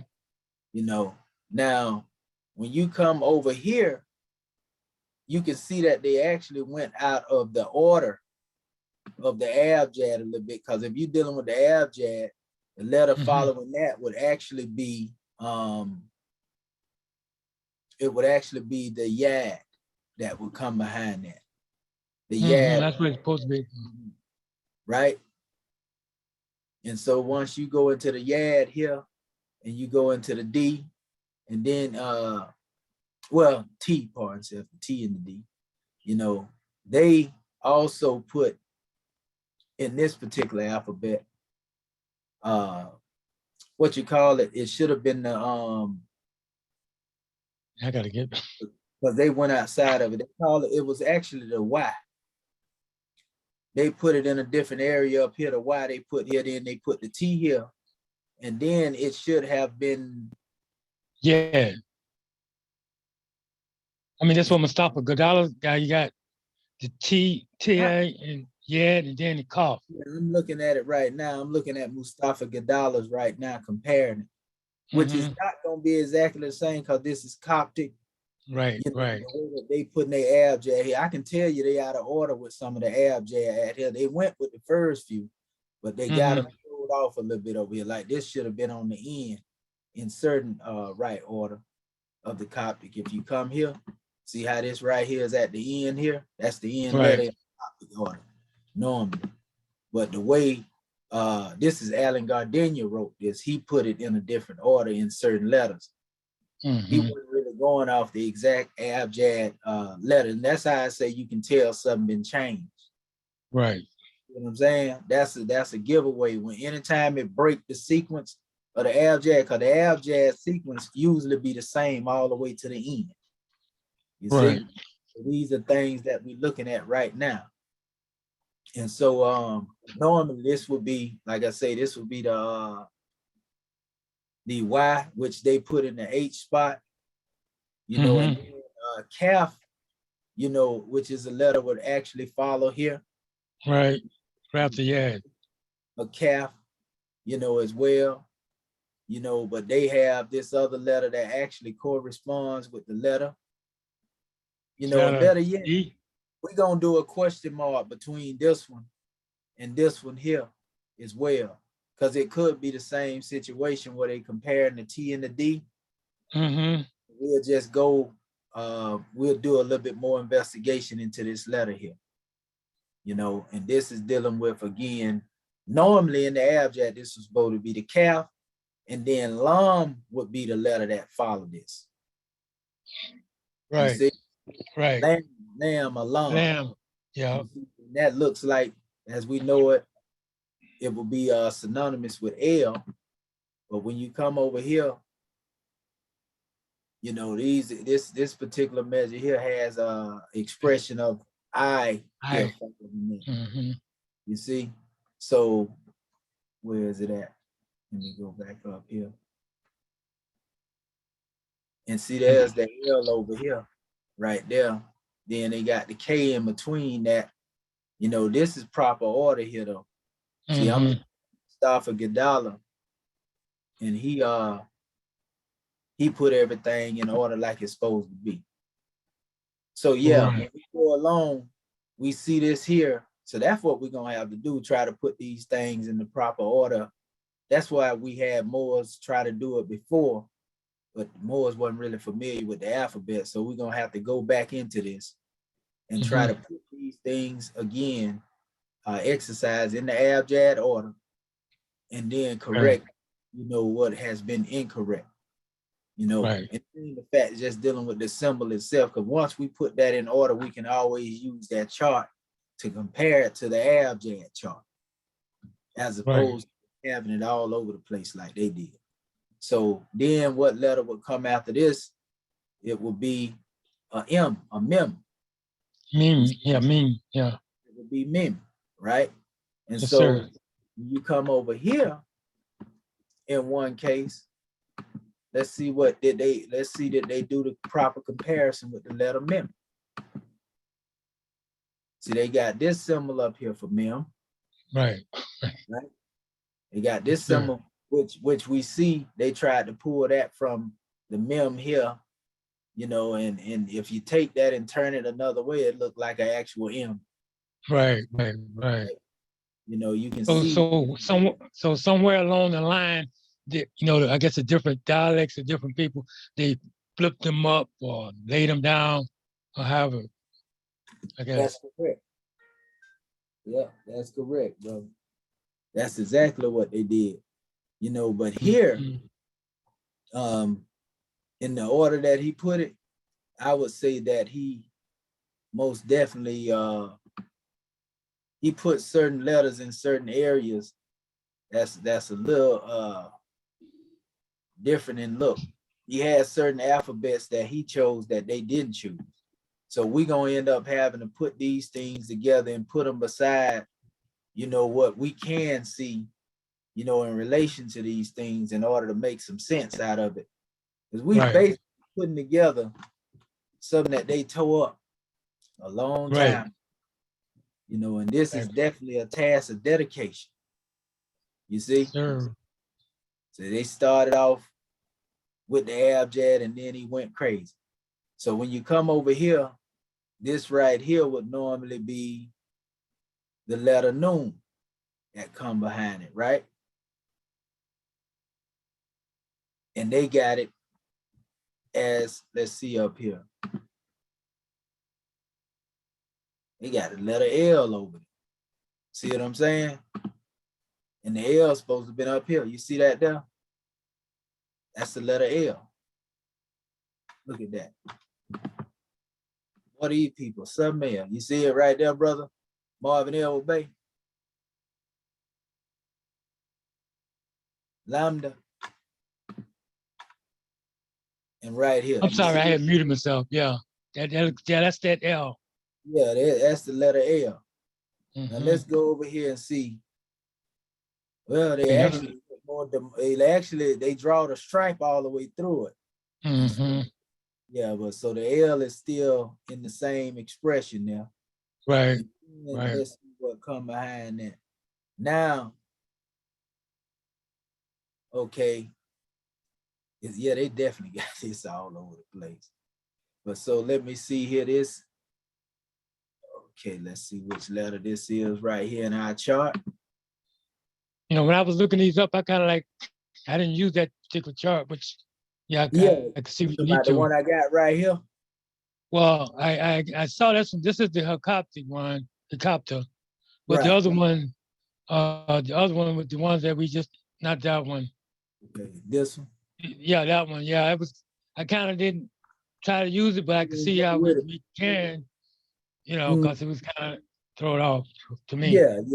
Yeah, most definitely. And that's why I'm going through it to show, you know, the difference. Like these wrote by two different people. Right. So, you know, where they start coming up with these things, it behooves me, you know, as far as dealing with these aspects here. But we can see what is more comparable. You know, in expression, I would say that this one gives us a better insight because it gives full lesson as opposed to Right. That's what actually that's the one I used. That other one. That's right. Nothing wrong Yeah. with it. And that's what you were supposed to do, find the most practical. Right. Okay. That you can utilize with and identify. Like I said, we are the ones who are unearthing this. If Sure. we didn't start doing this right here, this would never be done. You know, because that. most people content with trying to read symbols. I hear that. Ain't nobody trying to translate the Demotic papyri like that right there. But if they were done before then, surely if the other information was able to reach us, it most definitely is on the manifest. And I'm pretty sure if we were to go to those other countries, they actually had a full Demotic expression over there. You know what I mean? Okay, that's interesting. Yes, sir. Probably take a journey one day and look for these things, you know, because that's how serious scholarship is. You feel me? Yeah, I agree. I would be for that, actually. Right. I'd make time for that because I think this is very important, critical. Yeah. Especially if we're gonna go into the scripts and like translate it from the original. Right. You know, so we can get the real meaning of it. Yeah. Right. Ones can tell you anything. Exactly. But like I say, man knows naught by being told. Yes, sir. He knows he must be what he knows. Now I'm seeing this as, you know, expression of M. And though you see a little bit of M look here, you can see it. It's actually expressed a little different over here. It's the same thing, but you see them looks like a U. look like a U. Yeah. So keep that in mind as well. Right. And now it look like it's trying to pick back up the abjad order all this. You know, let's look like the letter N is following behind that. Right. Okay, but we're gonna go back over here to the M. And well, there you go. I'm trying to think, which one was that had the 3 lines for the M and the 2 lines for the N? We can actually see that M is pretty much consistent over here too. When you come over here to the M here, that symbol is the same, it's just turned a little different in certain areas. They actually got this symbol too in there, so want to keep that in mind. Go ahead, brother. Okay, no, you go ahead. I'm fine. Okay, I thought you was asking me something. So this is supposed to be the letter N here, right? Look at all the different forms of it. Okay, we already see it over here in the copter. Like I say, look like they trying to pick up the abjad. All of they kind of shuffled up in this area here. Yeah, because it's the scene that comes after that noon. Correct. Abjad. Correct. And this, I actually missed this one. This one was actually Kaaba. Kaaba, okay. Kaaba. See right here? Right. Kaaba, before the L, Kaaba. See? Okay. Like I said, this is where they tripped out right here because this would have been the Y or the I, and they said, well, it's L. You see what I'm saying? Yes, sir. That's what they told me. I was like, what in the world y'all got going on there? And so go back, you know, that's the I. See, like I say, that's correct. This is correct with the abjad Mustafa put here. The Coptic is, but some of this stuff, the way they put it there is off. So again, that's going to be a part of our homework. We'll solve the fix, so to speak. So this is letter N again. And we already know the letter N look like the letter N. That's why we can use certain words in Coptic and know exactly what they're saying. Right.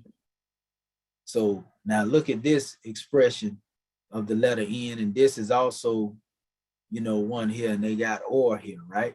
Right. Let us go back over here and look at the letter N. We can see it. Okay, right there. Letter right there at the end. But we can also see it's almost like they turn that straight line upward. Okay. Horizontal over here. That's something we're gonna have to look into too. You see it? Right, right, right. You know, because we don't see that in there, but we do see this one here, this portion here. So it's probably better to go with this expression, but keep this in mind. So yeah, we want to put all these things, like I say, in the abjad. Islam, so over to the right, that's the hieratic. Yeah, that's the hieratic. Okay, because that on the end, that S up underneath, that's where it looks like that, you know, like one of those forms that we were looking at just a few minutes ago. Not the one up under that. And I'm thinking, to be honest with you, they adopted this line here from what they seen in the hieratic. You see what I'm saying? Right, right. You know why they do their little comparisons or whatever, just like this here. And then you go over here. You see what I'm saying? Right. Yeah, we can see what they were doing there on that. But so the next one that comes behind this, okay, let me see, is the letter R. This particular alphabet. Let's go back over here to our abjad. Yeah, the abjad and the R is way down. It's way down in another area. You see what I'm saying? So it's throwing off of right here. As a matter of fact, row. See, it look like a P. Right, right, right. Row. You know, so let me go back over here real quick and look over here. All right, they got a couple of them up here. See, they talking about K and C right here. Yeah, we got some real work to do on this demonstration here. Yeah, they definitely went out there. So let's go over here and see where is that. See, they got it down here. Wow. Yeah. That's row right there. They got two stripes on here. Let's see if it identifies. Well, it's got like a diagonal. Yeah. Yep, there it go. They ain't got it in the abjad order. They got it in the abjad order, but they shuffled it around in that chart. Who in the world put that together? Because like you can see, it is the letter R, no doubt about it. That's the letter R.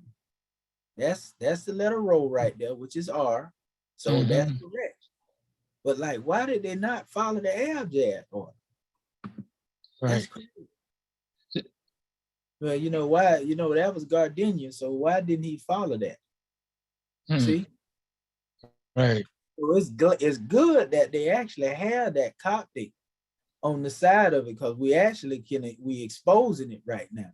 It's good that it has that there, because without that right there in that order, we would be real confused.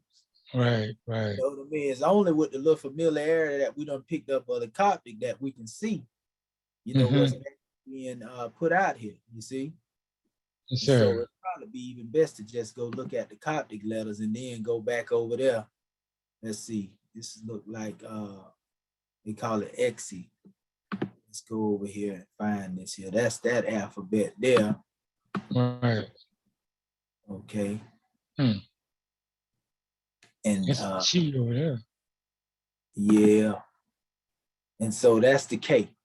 You know how they write X and it go in the K? Okay. Yeah, it does. Knock. That's what that is right there. Yeah, that's what that is, family. And that's, you notice they put the K up here involved in it again, showing like it's got a similarity in the root. See the two right. And it's K and C. C, K and C. You know, remember how we said that the K was interchangeable with the G and the C? Right, right. A, B, C, D. A, B, G, D. Right. It's A, B, K, D. You never see it in that way, but that's Mm. definitely we see that right here. Then they got this little symbol here. They got this expression. So let us go over here and see then, can we find something in our alphabet that reflects that? Okay, let me see here. All righty. Like I say, this is all in the practice, family. Mm-hmm. Learning together. Okay, let me see here. Okay, I see a K here. I see a K here.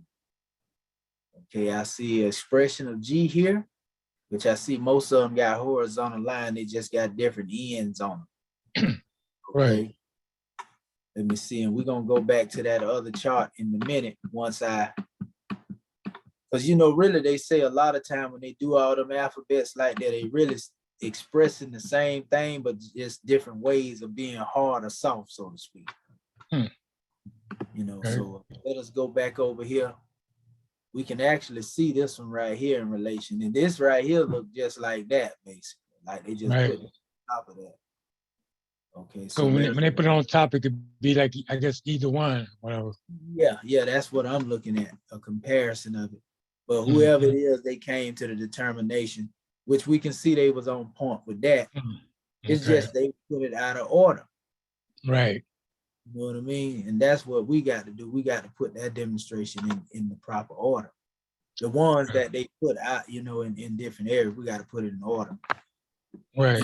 We can use it, it become more clarity. This, notice they use a symbol that looked like a C for SEMA. Mm-hmm. You know what I'm saying? SEMA. So this is really the letter S here. You see? Mm-hmm. Let us go over here and look for this particular letter. See, now they got that up here, look like. Let me go and see when we go into our chart over here, what we have. We'll be able to pull it out. Okay. So this is the letter for the C. Okay, that's that symbol there, that symbol there. Let me see if it's a none, because sometimes it's more than one S. Yep, there you go. Depending on, the with the H behind, whatever. Or sometimes they don't put the H behind, and some of them just do a harder S. Mm-hmm. So when they put that symbol on top of that S over to the left in the transliteration, that's giving it that other sound or whatever. Other expression. That's right. Other expression. So we want to look at these symbols here. We're gonna go back up there and check our chart, in comparison, because we see this here. They got like 4 different signs over here. Actually, they got this here involved too. Goodness gracious, they was all over the place with this S. Yeah. So let me go back over here and see what they said. Okay. Look like I seen that over there. That's one portion of it though. Let's see. Right. Yeah, like, okay, that's it right there, Or like, right above that. Okay, you got that R, which is like a P. Then, the R, you got it. Go ahead. Then the next one that look like right there, look like a 0, like an O. Yeah, right here. Right Yeah. here. That's that one in the middle. That's C. Okay, yeah. Yes, I was showing you. Yes, sir. Yeah, Let's right. see. Yeah, right here. Right. See, but it's SEMA. Because this is the Coptic. So when you look and you go through this whole alphabet here, hold up, let me show you. You see, and they actually got 2 expressions of one here. Let me see something. Oh, okay. Hold up, we may be on to something here. Yeah. We, I might have fixed suddenly on that one right there. Okay, let me see here. Yep, it's this one over here. Okay. It's the way they writing these things too. Yeah. Okay, so there you go right there, SEMA. Okay. Okay, there you go right there. We see this symbol here is connected with that. It's, Hmm. see it there? Yes, sir. See it here too. They got a little more detail. But yeah, that's it. That's the letter S. Wow. You know, expressed over here. There it is again, SEMA. And then when we come back over here, we see the character of it there. I don't know where they get these here coming in at, but we're gonna have to put that in the note. So we Right, basically right. organize this stuff and make sense out of what it is. We're gonna go with what's already plain and clearly expressed there. And then when we deal with words that have these other symbols in there, we will consider Okay. it. But Mhm. mainly we'll go with the ones that are plain, you know, by comparison of the charts that we are shown. You see? Right. Yes, sir. Yeah. Because like I say, we already know that this is identified with that, but just look like it's different variations of it with a little bit added on to it. Right. Third. So let's see. Since we over there, and let me go back to trying to identify also this right here, because that looks like a SEMA too, because it got a break in it. I want to go here before we move ahead on that and see the other expression in it. May actually be this alphabet, Okay. but they put a break in it because there is no other alphabet. We already did the E. So we know it's not E, you know, so this particular right here, It's all by itself. it is because that's a hook coming off of that top of it. So this is the expression here. And I don't even think we even went over that letter. Let me see here. I'm gonna go back. Let me compare, and we'll be able to find it by this comparison. Look like they pretty much accurate, showing that it's there or not. So if we identify that as the letter O, and they probably would look at this as a vowel too. That would also be another measure as well. That's the why you see it in there. Okay. Go back over here. Sure, I got it. I'm trying to put it in my photographic file real quick before I go over here and do the research. I heard that. Okay. Righty.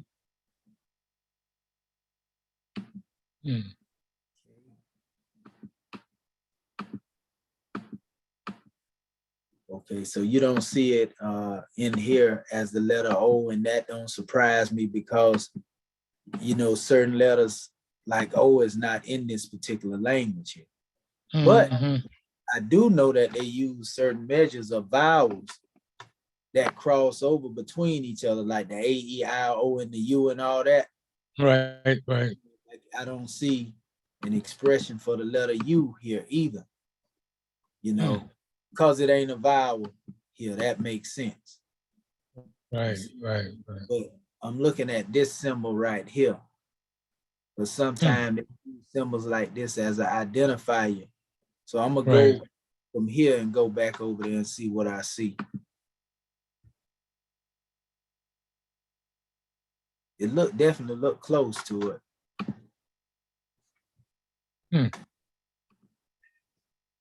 Oh yeah, see it there? See that part, yeah. Okay, now go back here. Yep. Got it. Got it together. Yeah. Oh yeah, that's the same thing. Got it. So yeah, we definitely gonna have to, yeah. Now this right here definitely takes some adept insight right here to be able to go through here and identify these things. Goodness. Definitely. Okay. Yeah, but definitely. Okay. And like I say, we can use this video, you know, those who go back to do the exercise, just go letter by letter. Some of them are correct, some of them are not. Right. We just got to put them in that order, that proper order, because then we can use those things as a basis. And it's going to make us familiar with the letters by doing it. That's the main thing. You write something down, you memorize it better. Definitely. It basically become impressed in the consciousness. Okay, so let me see here. What letter is this in the Coptic? Well, this is the Dao, Dog. like Tao, Like Dao. the TH, I mean, it's Yes, DH or TH or there something you like go. that. There you go. Yes, sir. Mhm. I'm glad you picked up on that. That's what I'm talking about. And that's how it should be when we become more familiar. You can see this again, going back toward a shape similar to the T and the expression that we dealt with earlier, right? The T and the Right. D, changeable. Mm. You can see Right. that. Actually, they went a little much more and rolled it out, which I guess that was an indication of pushing the thou out. Mm-hmm. But yeah, it's definitely similar. Yeah, you can see the Yeah. yeah. Okay, so let me see the next letter that they have up here. This is an expression of an H, but it looked like a V somewhat. V. Yeah, it looks like a V. Like yeah, that's But, what the artwork looked like. but But you there's can no, go I don't ahead. see, yeah, I don't see a V in, I say in, you know, like in the stop Yeah. of the dollar. Yeah, it ain't no V. The V is interchangeable with W. And it Oh, actually okay. was the letter that they didn't mention up here. Wall. Okay. Remember the one I told you that they left out up here? Right. Right. Okay. Yeah. Right there. Okay.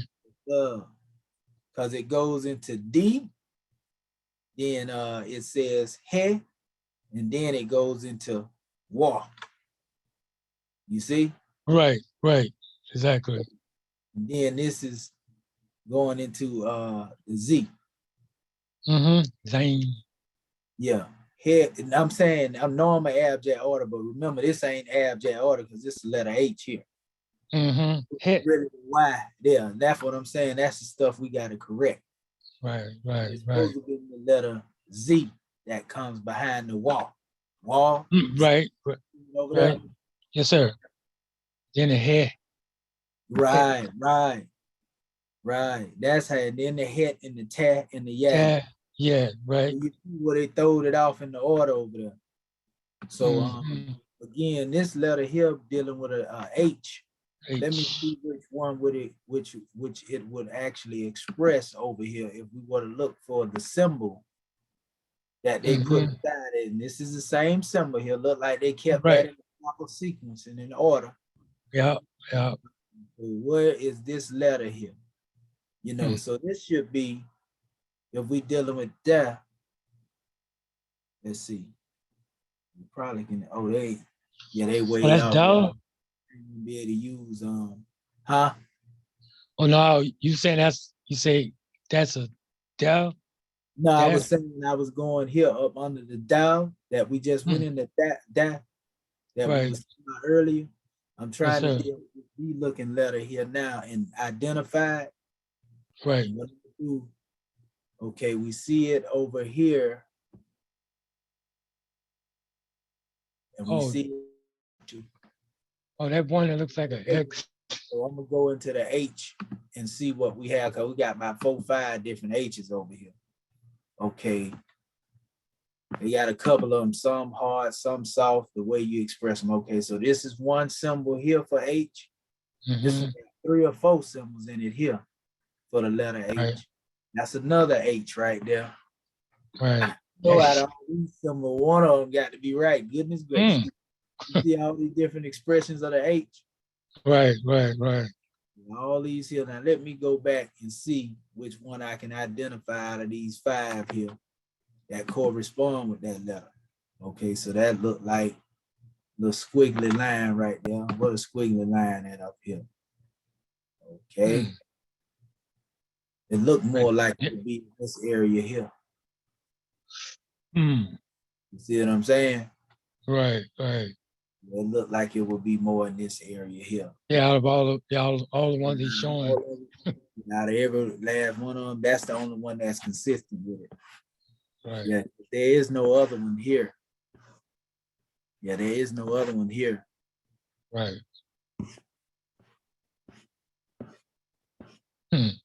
But okay. Yeah, I'm just going to look and see if I can see anything else that look familiar with that in the way that they expressed it here. Not quite.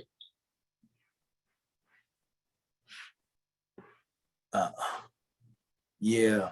So yeah, that's basically what it is. I would go with most definitely. Well, we might have an exception here. That one? It's either this one or this Yeah. one. Something Right. up here. Let's make Yeah. our comparison on it. Okay. You caught that as soon as I caught it, huh? Yeah, I was looking at that. Yeah. And see, again, too, it's got to do with the penmanship, the way somebody chose to write it as well. Right. So Right. you can't Exactly. rule out that possibility. So let me see here. This symbol and this symbol. We're gonna have to go into between these two right here. Mm-hmm. And I see That this one one. right there. I'm Yeah, really thinking about this one, right? But yeah. also when I come up here, you know, I can see. To be that line, you just don't have to just Yeah, that's wheel what I'm. within. Maybe somebody draw it. You know what? That's what we're gonna go with. Mm-hmm. You know, this one actually is closer. You know, Right. considering the dynamics of the situation. Yeah, Mm-hmm. yeah, that one would be better. Because you don't see that many expressions like they got it looking like a E. Mm-hmm. Yeah. Okay, so the next one, this symbol here, what symbol is that? Okay, let's come over here to the Coptic. All right, that would be that again. Okay, because I just seen that in the Coptic. Okay, is this, it actually looked like, yeah, that's it right there. They just got a box, more of a look like a, almost like they were drawing a quadratic circle to a certain degree.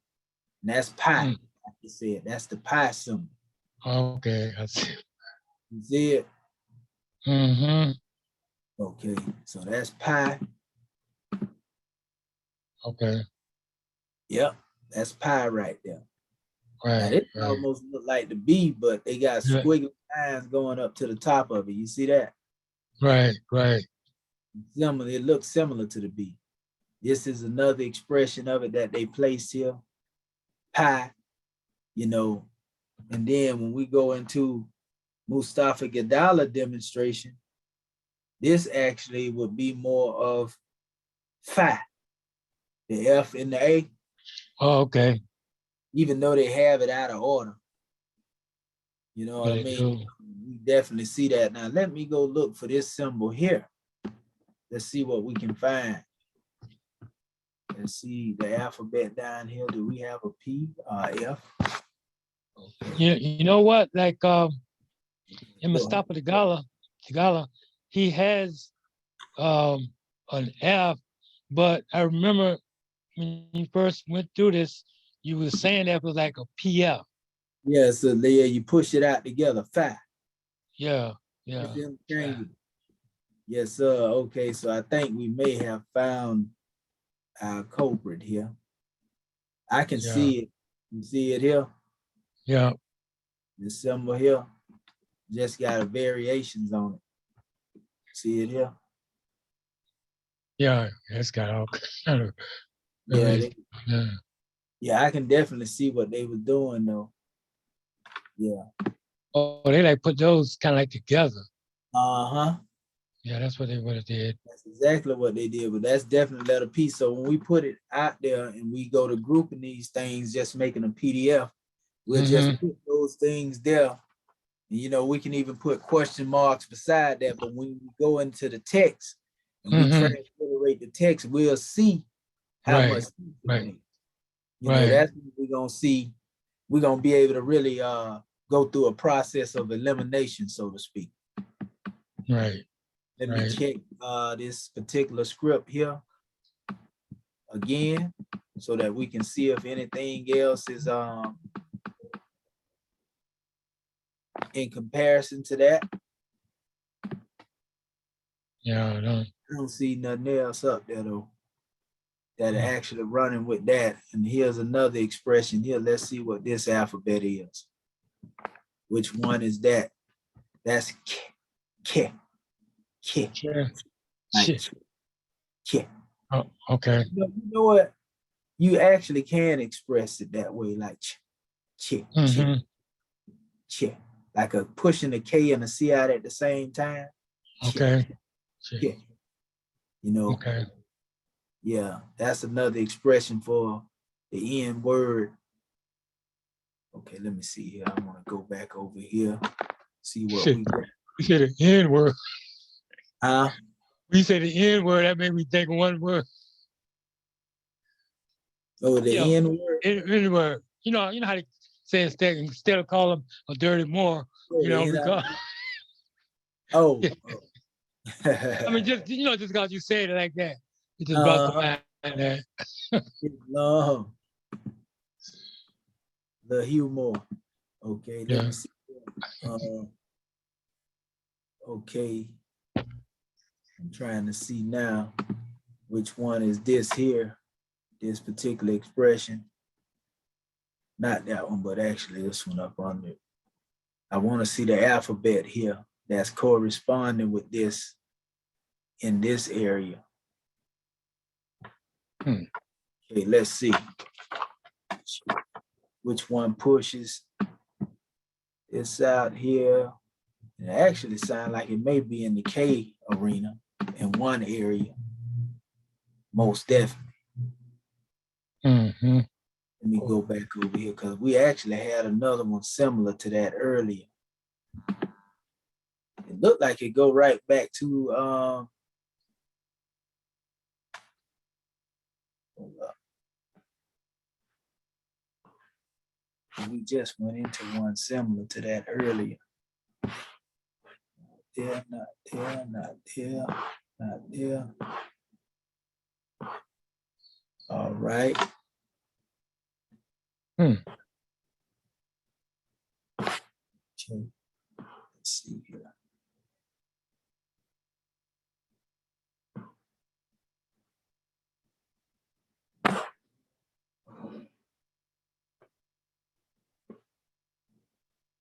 I'm just trying to compare this to all of these K's that we got up here. Right. Then I'm looking at, okay, let me see here. Here. Let me see what we got up here. It's got one line coming out and one coming out of that area there. Mm-hmm.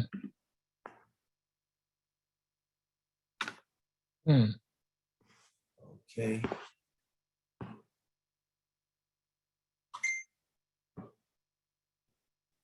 Tell you one thing, they definitely did a number. Yeah. And we're gonna have to definitely look for that one right there. Because I ain't really seeing nothing that I can see as a mark. Now these is the K's here. Mm-hmm. You see? So they got those, it's like 4, actually 5 different. Yeah, symbols, right?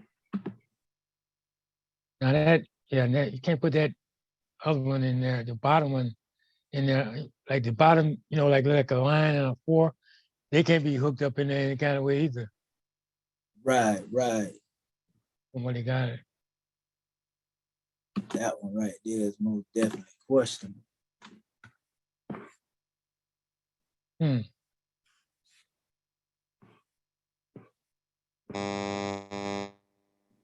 Okay. Yeah, that one right there is most definitely questionable.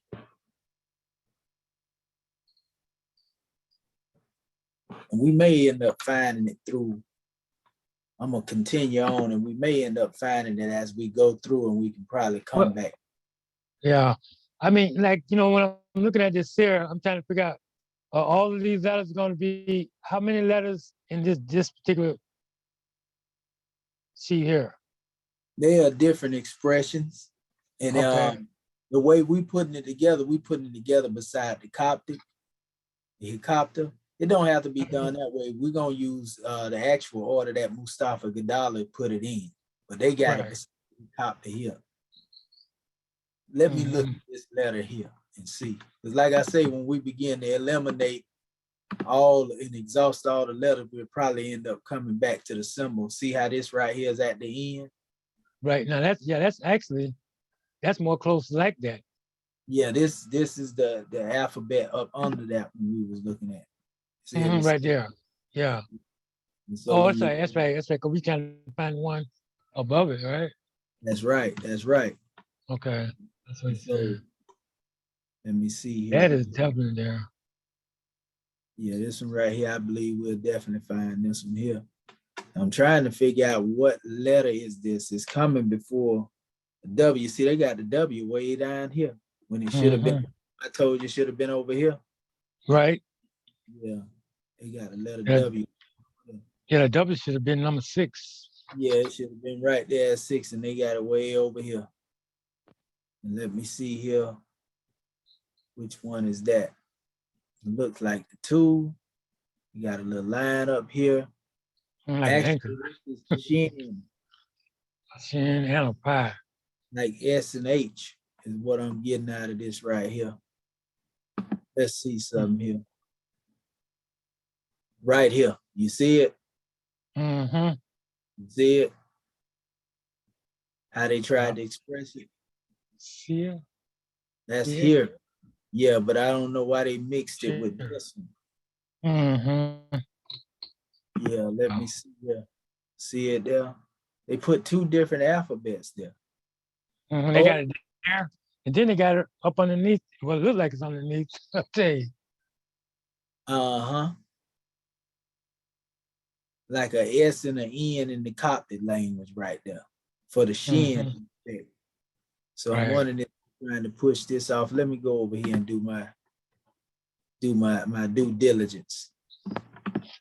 Look at the symbols first. And see what we got to match this. Okay. We was talking about that W earlier too. Yeah, I was looking at that. W. Okay, let me see that since we close to it, just to see a comparison since it's popping up there. Yep, that W is on point. You see it? Right, right. Watch this. See it? Yeah. Yeah, the W is definitely what it is. Okay. So mainly we seeing that a lot of this stuff, you know, it's accuracy in it, but it's out of order. Right. So we don't have to like take each one of those letters and pull it to the side or something and Yeah, that's what we're gonna have to do. break it down. Yeah, PDF it and put them on the side, right? And put the letters that correspond properly. Right. We can always put question marks beside them, but if they put them in there as rules, we'll put them all together side by side, you know, because we can definitely build on them, but we're gonna bring comprehensive expression to this demonstration. But this here is like all over the place, bro. Right, yeah. We see this. Well, I'm glad you went over this here because I tell you, I looked at that and then want to keep going, you know what I'm saying? But now that we're going over it, I can focus into it more. Oh yeah.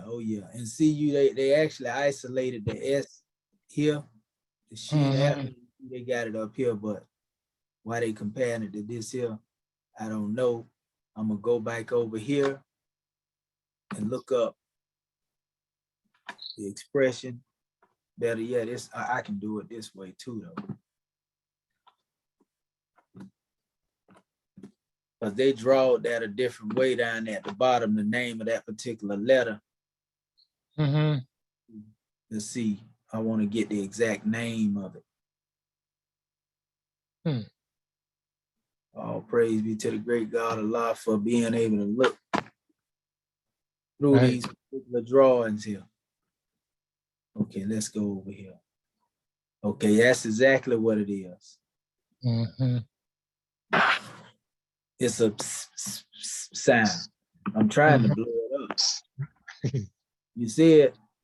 Like the PS. Right, I saw that. Trying to pull it up. I'm trying to get one that's big enough for us to see.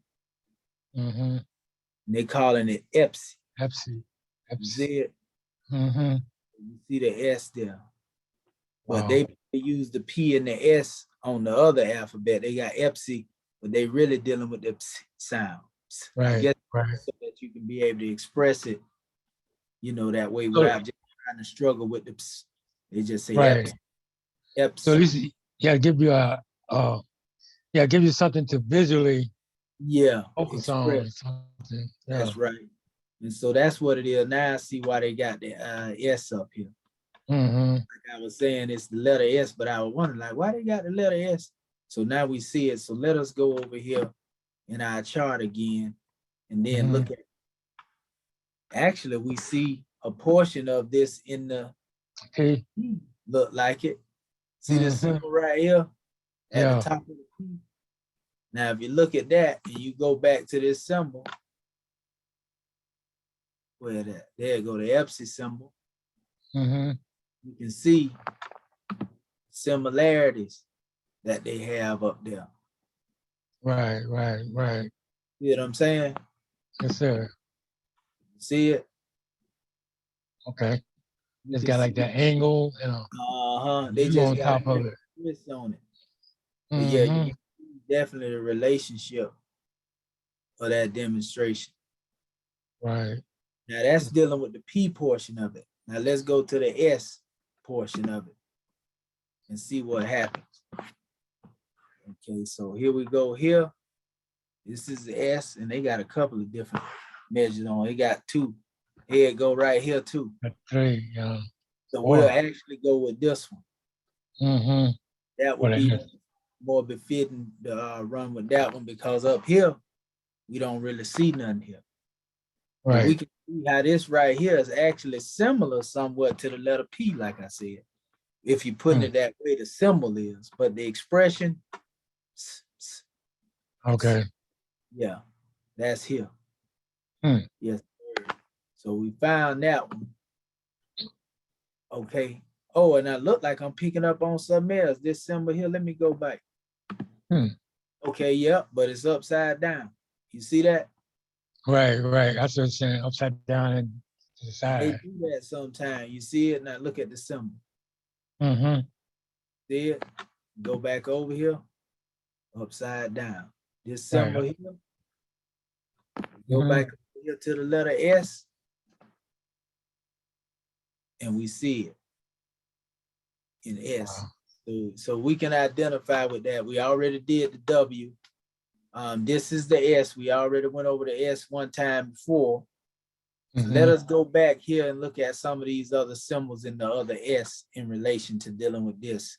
Because they got different versions of the S even in Mustafa Gadala's thing. You got Sod, you got Sheen, you got Sin. Right, right. That's 3 of them. Yep. So I'm gonna go over here and we'll actually end up putting those things in perspective as well. Okay, Right. so let me see this symbol. We already identified that right there. They both there. You see them tied in? Yep. Definitely right there. We got a confirmation right there. Okay, now we come over here. And I want to deal with these two symbols here. This is actually look like the top part of the S right here, but they didn't put the hook down on. See it right here? Yep. Go back over here to the S, you'll see exactly what I'm to see the three portions on the top, that top Right. portion. Right. Isolated. Now I can actually see relation to the other S in these letters here. Right. Watch this. Okay. See here? Yeah. See the symbol there? That there. Now let's go back over here. See it right there? Okay. Yeah, I see what you're saying now. You know what I mean? So like I say, this stuff definitely is even though they're different charts, you can see the accuracy in it. Right. Yeah, they're in there, but I'm thinking that it's from a different, like a different dialect or something, maybe. Yeah, well, the way they wrote it, it's the style. It's the writing style and it's the order that they put this stuff in. But we definitely identified the majority of everything up in here. Let me see here. Then you got to remember too, this copy got 32 alphabets, but when you go into stuff like the Demotic, they don't have exactly That's why I was questioning there too. But they don't have the same amount in them as well. So that also explains the absence of certain things. Because certain other letters would become infused with other letters. Right. Like All of them there, they just gotta like you say, put them together. Right, in the expression, that's correct. So yeah, when we go through here, this would be again, and I want to know if they went in, what letter would that be in the helicopter? That look like a backwards. That look like that right there, that fish. Right here. there. Right here. Yeah. That's what it look like. That's closer than I can see. The closer we see and the way they draw it is different. Yeah. Right. And let me go over here again, back to that symbol, and I want to go and look up right here. Okay, they got one on the angle too. So I'm gonna go to the letter F because this might be one of them cases where they are infused in the letter. And hold up here. Let's go back. So the P, the P right there. Yeah. That bottom. That bottom. Yep. You caught that quick. See I see you get it. Yep. That's exactly it. There you go. Yeah. Yes, sir. Okay. Oh yeah. There it go right there. That's exactly it. So they just turned it up a different way. So we got to keep that in mind. Some of these things may be horizontal, some may be turned up, and some may be upside down. And that's probably why, it's hard to pull some of them demonstrations out. Right. See that P and Faye, they both have a connection to each other, which we touched on that earlier. Now, what comes behind this? What you say, Brother Evans Bay? No, I was just, when I was, looking this stuff up, and I went to some page, and I don't know how I got there, but they actually have what they call, I can't even think of the name of it, but it's like how the Europeans got all those different symbols, you know what I mean? Like they use them to kind of like hide different, they have like a certain language between the brothers or something like that, and they use a lot of the different symbols together and stuff like that. I forgot what kind of dictionary they called it. I can't find none of my paperwork for some reason. I know what you're talking about. You talking about them symbols when they be drawn. You ain't talking about the planetary symbols, are you? No, it's some type of, it's not a medical symbol. I forgot the name. It's some kind of, the occult. They was calling it the occult library or alphabet. Occult alphabet, that's what I'm saying. Yeah, a lot of that's planetary. Oh, okay. Yeah, them planetary in the occult. All right. We got them in the Celestial Ship of the North. They got a lot of them in there. Oh, really? I gotta look at that book. But yeah, this is Ki, another Chi. This is in the H family here. Let me see here. When I go over here, it definitely ain't in the order though that everything's supposed to be. I guess that would correspond with the letter K. Okay, let me see here. Oh yeah, K. Yeah, that's one we hadn't touched yet. Let's go back over here. That's just a one thought. Let me see this particular expression in the alphabet here. They're like one of them Russian symbols. That sickle. Yeah, that's exactly. Just from looking at it. You can definitely see it actually in the alphabet itself too. You can see that there. You see it there? Oh yeah, you're right. Over here. You see it? Yep. And the line coming down is straight in the helicopter. That's right. It's the way that's what it is, the style that they chose to write it. That's definitely the alphabet. Now we got to see what this is. We got to go to the K arena, or the H is what we got to look at. The H. So let's come here. Let us go back over and look at the symbols. So I can see that look like it's, let's just say it's like an E to a certain degree. Well, like you said, it's the H, right? Like that first one, the top one? Maybe this one here. Remember we were talking about this one early? Mm-hmm. There though. Okay. Yeah, that's a little stretch of the imagination, I guess. Yeah. But I'm looking at what I'm looking at is like if you go back up on that H with the dot, okay, the one at the top is look over like it's over that 9. This here? Not that one. No, no, go one down, right there. Okay, let's go over. You may be right on that too. You know, And but the way they got it, turn. got the line itself. You know what I mean? Like if you draw that line further down, or you know, flip it upside down or something like that. I mean, Okay, it's good. You sound like you about right there. Let me make Close. it. Because I said I was gonna go to the K and that one, so we're gonna see. And the G. Okay, not that one there. Hold up. You I'm might trying to be get that right. G. K is interchangeable. Oh yeah, it's there. That may So be yeah. it.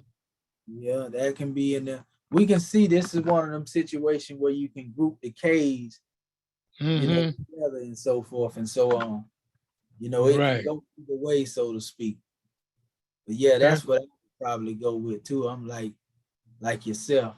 You know, I think this would be better because that's the only thing in here close to it. Right. This is that.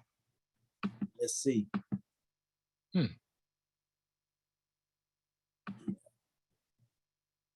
Let's see here. Scroll down a little bit more. Yeah, that's definitely the closest that we can see. This one here, the expression of the G and the K. Or you can see much confusion. These two, that right. These two here, you know what I mean? And we can look into these things. That's something to do a little more research on. We can also look in this area here you was talking about earlier. We don't really see. Yeah, I can't really see it. On this particular symbol here. I think that's because they got it, you know, that top part is like flared out. Yeah, they flared. You know what? That may be the case too, the way they wrote it. That's another thing too. So yeah, you can see it, but it's just like you say, it's flared out more. Could be, you know, just it's a possibility. Right. And then the point is on the line, as opposed to on the other expression is the line is on like one of the points outside, you know. Right. Now this one. Okay. Yeah, that was good. That looks pretty like close. It can be up here. It looks pretty close to that. Yeah, it does. Yes, sir. But that would be another what this letter is here in the now that one they're gonna be kind of crazy. Let me look. It should be in the realms of those that we seen over here though. It's one of those. That's game. Let me see. And that actually goes into the K. That might be it too. Yep. That there. And this symbol here. Yep. That's that symbol. Wow. That's that symbol. Okay. It's just so small. So that alphabet is, yeah, Gainyi. Right? So let's go. This is corresponding with the letter G or the letter K. Let's go back over here again. And that's like a hard H right there that look just like it. Yeah. A hard H. That can actually go into the realm of like almost express as a K. I don't want to rule these out either. But that symbol there is definitely what I'm harping on. So let me. Okay, hold up. Let's see. Okay, right there. Right there. There it is. Yes, sir. That's it. Yep. Oh, I also seen something else. Yeah, that's it. Wow. That's definitely it. Right there. Yeah, the K's and G's, and you got all them several kids. Go ahead. Yeah, they draw it different. Yeah, the style of the writing again. But yeah, that's definitely it there. And then I see they put a dot here. Now this particular letter here, we already know which one. We can see that they definitely wrote this in a different style. Cause Yeah. watch here and watch the way it looks here. See, it's a little long on the other. It's KEMET. Mm-hmm. You see it? Yes, sir. So now I want to see what that letter is. They actually draw it similar to what it was. Then they Right got there. a line here. So we're gonna look for these symbols right here in the alphabet. It might be. Let's see. KEMET. Is it in conjunction with this one somewhere? Let me go back. Yeah, look at it again. See, okay, it's got a curvature, Yeah, I see the curvature on it. and then it's square, straight. Well, I mean, not square, but wait a minute. Oh yeah, go back up again. Okay, wait a minute. Okay, that's it. Okay, you see that top one, which is like an H. The bottom one, right there. What here? Above that, right above it, right there. Now, can that be? Oh, the I H see on the the dot, dot, family. moved in a different direction. Cigarette, Dr. Gary Myers, baby. Oh, I was looking at the H with the, I mean the K with the, is it the H with the dot under it? Islam. That's what I kind of Okay, the H with the dot under. Islam.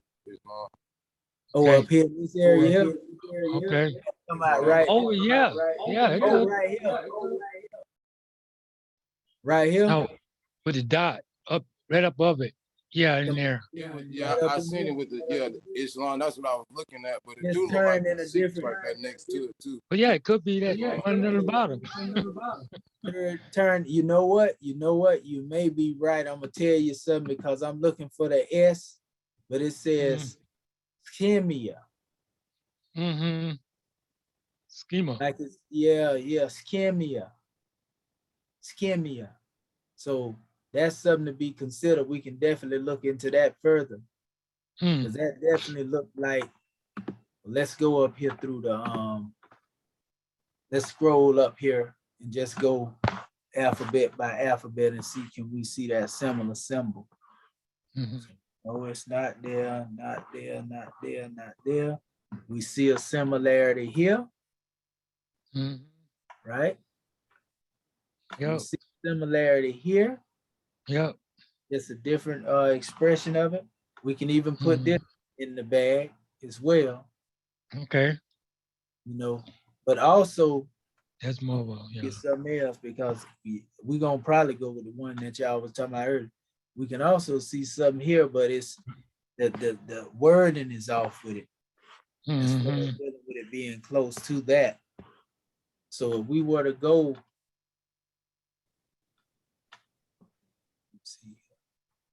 let me see if it can be found grouped in this family here as well. See me. Sometime you'll find it. Yeah, I would definitely say that it definitely may be indeed in relation to dealing with that, and that's really just pushing it out in the sound. Okay, so yeah, I would say probably here too, and I'm gonna show you why I would say it. I'm with y'all. Is this the one here y'all were talking about, right? Yeah, that Gary Myers, baby. Pull that one out. If I look at these three letters here, I can see some overlap right here. Oh, there you go. I can see the straight line in it. I see the curve in it.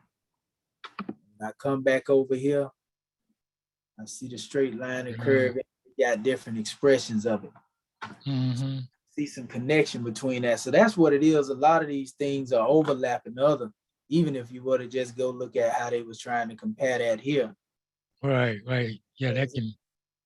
In fact, that right there look exactly like, yep. Look here. Look at this here. Here. Right. Yeah. Now watch when we go back over here. You see it? Yep. That's that letter right there. Right here. Right. Yep. And then, you know, so they got, I see why they got different variation forms on it now. So that's supposed to be skimia, the way they push it out, skimia. Okay. Wow. So, man, this is a maze to go through, ain't it? Sure is. Okay, that's T right there. And then come over here to letter T. Let's Yeah. go again for T, which they saying D, they using the D, which is interchangeable with T. Probably end up putting that in the same boat with everything else, but I think I just seen an expression of the T in that form down here. So that's probably, yep, there you go right there. You see it? Yep, definitely. Yep, there you go right there. Wow. Okay. Yep, T. Okay, I'm trying to get right. I got a question about that, sir. T. I got a question about that one, sir. When I looked at that, I see an H with a line under it as the same as that. That's why I'm kind of. Well, that one is actually. I'm gonna show you why I would go with the T over that symbol that you showed. The one you speaking of. It's similar, but it ain't exactly the same. This is the one you talking about here, right? Okay. And then compare the other ones to it. It looks similar. That one now looks almost like another one. Right. It looks similar. Like if you go over to the left. No, okay, yeah, you see where the two lines looks like a hand. Similarity and why he would say that. Which one over here? I'm talking about that H there with the line up on the second one under that looks like the previous picture. Okay, which previous picture? Okay, go back. I'm trying to think. It could be the original one right there. Okay, yeah, in here. Well. Okay, You go see down, that, right? and then if you go over to the left. Oh, right here? Yeah. Looks like yeah, most definitely. But see, we already found the letter for this one. Remember, that was in. It was in. That's right. Okay. We already had a match. So All right. what I'm looking at here, I see what Miles Bay saying. Mm-hmm. You know, and perhaps we probably end up putting both of them together and put a question mark there when we compile it. You see what I'm saying? Right, yeah. I can see it, what he's saying, no doubt. You know, that's one of them things we'll have to put together. Cause look right here. Okay, you got this symbol. Yeah. Oh, that's like. But then when you go back to what he was saying here, you can see here. That's almost perfect. On the other hand, That's what I was thinking. That one, I was looking at that one too. Yeah, but on the other hand, when we go into the actual alphabet they have beside it, you see, this is our guide. Yeah. Now, when you go over here, and that's why, see it here? Now, go back here. You see it? Okay. Yeah. You know, it just expressed smaller, and it looks similar. That's why I say we can put this one there. And the other alphabet beside it as a question mark, like they did in some of their presentation. Right. You know what I'm saying? But definitely, I would say this is definitely linking into the T, because we found out that it's T, which is really that pronounced with the T. And so when we look here, and then we go back over here again, we can see, you know, and that's what it's the style of writing. And then also, it could have been that one seen this in the text and confused it, you know. True. But they both definitely look similar. You know what I'm saying? Let me see, last but not least, we got one more alphabet up here, which we already did. So we don't have to cover that one. We covered it, it's just out of order.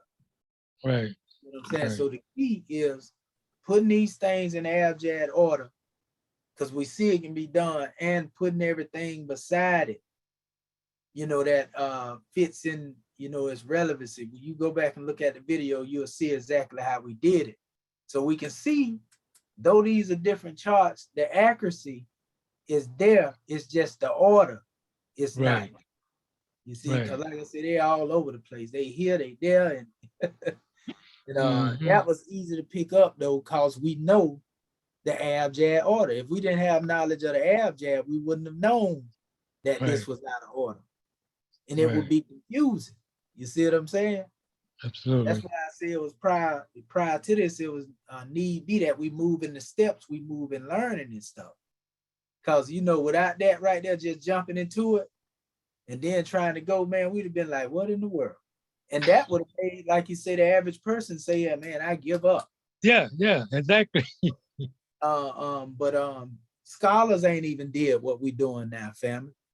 Hmm. See what I'm saying? Scholars ain't even did what we did, what we doing now. And so Okay. what you want to do in our homework, you want to Okay. take Mustafa Gadala's, which I actually got it wrote out. You can go in his book and you'll see it too that way. I got it wrote out on a little chart here. Oh yeah. You know, Okay. Well, yeah, you can push that out too. If you yeah, push it out, I already put this out there a while back. I may What have it. I do, I try to copy it and print it off or something maybe. And but see, I don't want nobody going into this here and going off of this, comparing this as an alphabet, because this is experimental Right. that we're doing over here. But the main thing is, matter of fact, he got one in the book. He got one of his books online. I can try to go, and if you pull his books up, they got the abjad order in them. You know what I'm Which talking about? Like one? Which one? they got a Which- couple of them out there. He got the Egyptian alphabetical letter. If you I got go in that.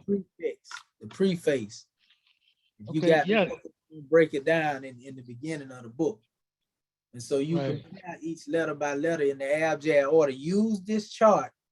I'm gonna send it Right. to you, the same one here. Because the Mhm. letter R, if you feel like you can find something more expressive, because there are a lot of Coptic charts out there to make them Right. out, to yourself, you can do that too. But you definitely want to go and compare it by that. Use that Coptic letter as a Mhm. guideline, like we was doing. Identify the symbol first. That's on the side of it, because that's the only way you're gonna know what you're looking at here. Right. Right. Line by Right. line. Once you're able to identify them symbols as we just did, and you can go back through the video, Mhm. it's gonna help you out as well. And then just put them in the abjad order according to the way Mustafa Gadala put it out. Remove all that that confusion they got going on. Right. Right. All I know is the But definite. we will be finally putting it in the expression of the Coptic. Yeah. I'm saying when we put it in the order, Right. we're gonna put everything in order. And then once we get everything in the proper order, it should make us more familiarized with the letters. Right. Right. When we go into these words and deal with these words, we will identify what we're looking at. Right. Exactly. This exercise just is though it's an exercise of putting this stuff in order, it's also going to impress upon our memory Right. these letters here. Oh yeah. You see what I'm saying? Yeah, yes, sir. Without you systematically going trying to memorize, well, this is that and that is that and that. No, you work with it, actively, and you'll pick up on it. You know what I mean? Like I asked you again, well, what is this letter right here? Okay, that's the M. That's the Y. That's the Y. That's the Y. Right. I remember that, but I got that wrote there. Right. I ain't even look on my paper. I'm thinking about that. That's a 3 B. lines. That's B. So we want to be able to go into the actual words, and we can do it that way. We can take a letter on our own time and then go through this information, and just compare, letter by letter, how many of them you can find. Like if you get the letter A, for example, you can go through here and see where you find the letter A at. That's what letter is that? That's an A there. You know what I'm saying? Yeah, that's A. Then you'll keep going down through here. There you go right there, look like it, right? The A. But that's a B. That's a B right beside there, right? You know what I'm saying? See how you picked up on that? Yep. You see what I'm saying? Just like that right there. You just go through here letter by letter. That's a good exercise to help one, get it in. You know what I mean? Okay. Okay. Yeah, we can do that as well. Let's go down a little bit more. Okay. So what is this letter again? B. And what's this letter again? Y. You see what I'm saying? Yes, sir. It's just simple as that. We just Right. going I'm through learning something. Oh, keep it up. Oh yeah, oh yeah. Oh, you leading the class. Uh-uh. That's I mean, right. keep it up. I'm so happy. On Whew. top of that, now over here you actually have a transliteration. So you can see the B, the Yeah. Y. Yeah. Right. And N. Yeah. Just N. See the N, and then you N. just go back up there and make your comparison. Right. You know what I'm Right. saying? That'll help too. By Right. just going Definitely. transliteration. See the N right here? I know Yeah. y'all remember Yeah. DNH. You see? Okay. Yep. Yeah. And so Hmm. I mean, it ain't as Oh, hard that's that. now that you familiar a little bit with some of these letters. And that's basically how you learn the language, by working with it, Wow. becoming versed in it. You see what I'm saying? Yes, sir. Obviously, well, it ain't nobody out here speaking in the Coptic tongue for us to go amongst. But as we go into this knowledge and we build, we begin to become more proficient. And see, when you look at stuff like this, the way somebody chose to write, Right. be able to identify it anyway. Look at this letter right here. Remember this letter here? Yeah, I remember that letter. I'm trying to figure out what exactly it was. He said it was. That's the B, right? No, that ain't the B. I'm gonna show No, you. that That ain't was. the B. No, it's actually. Look like it. Yes. I'm supposed to pull that up. Yes. It was an S. You said it was S, brother. I think you're going down Yes, too sir. far.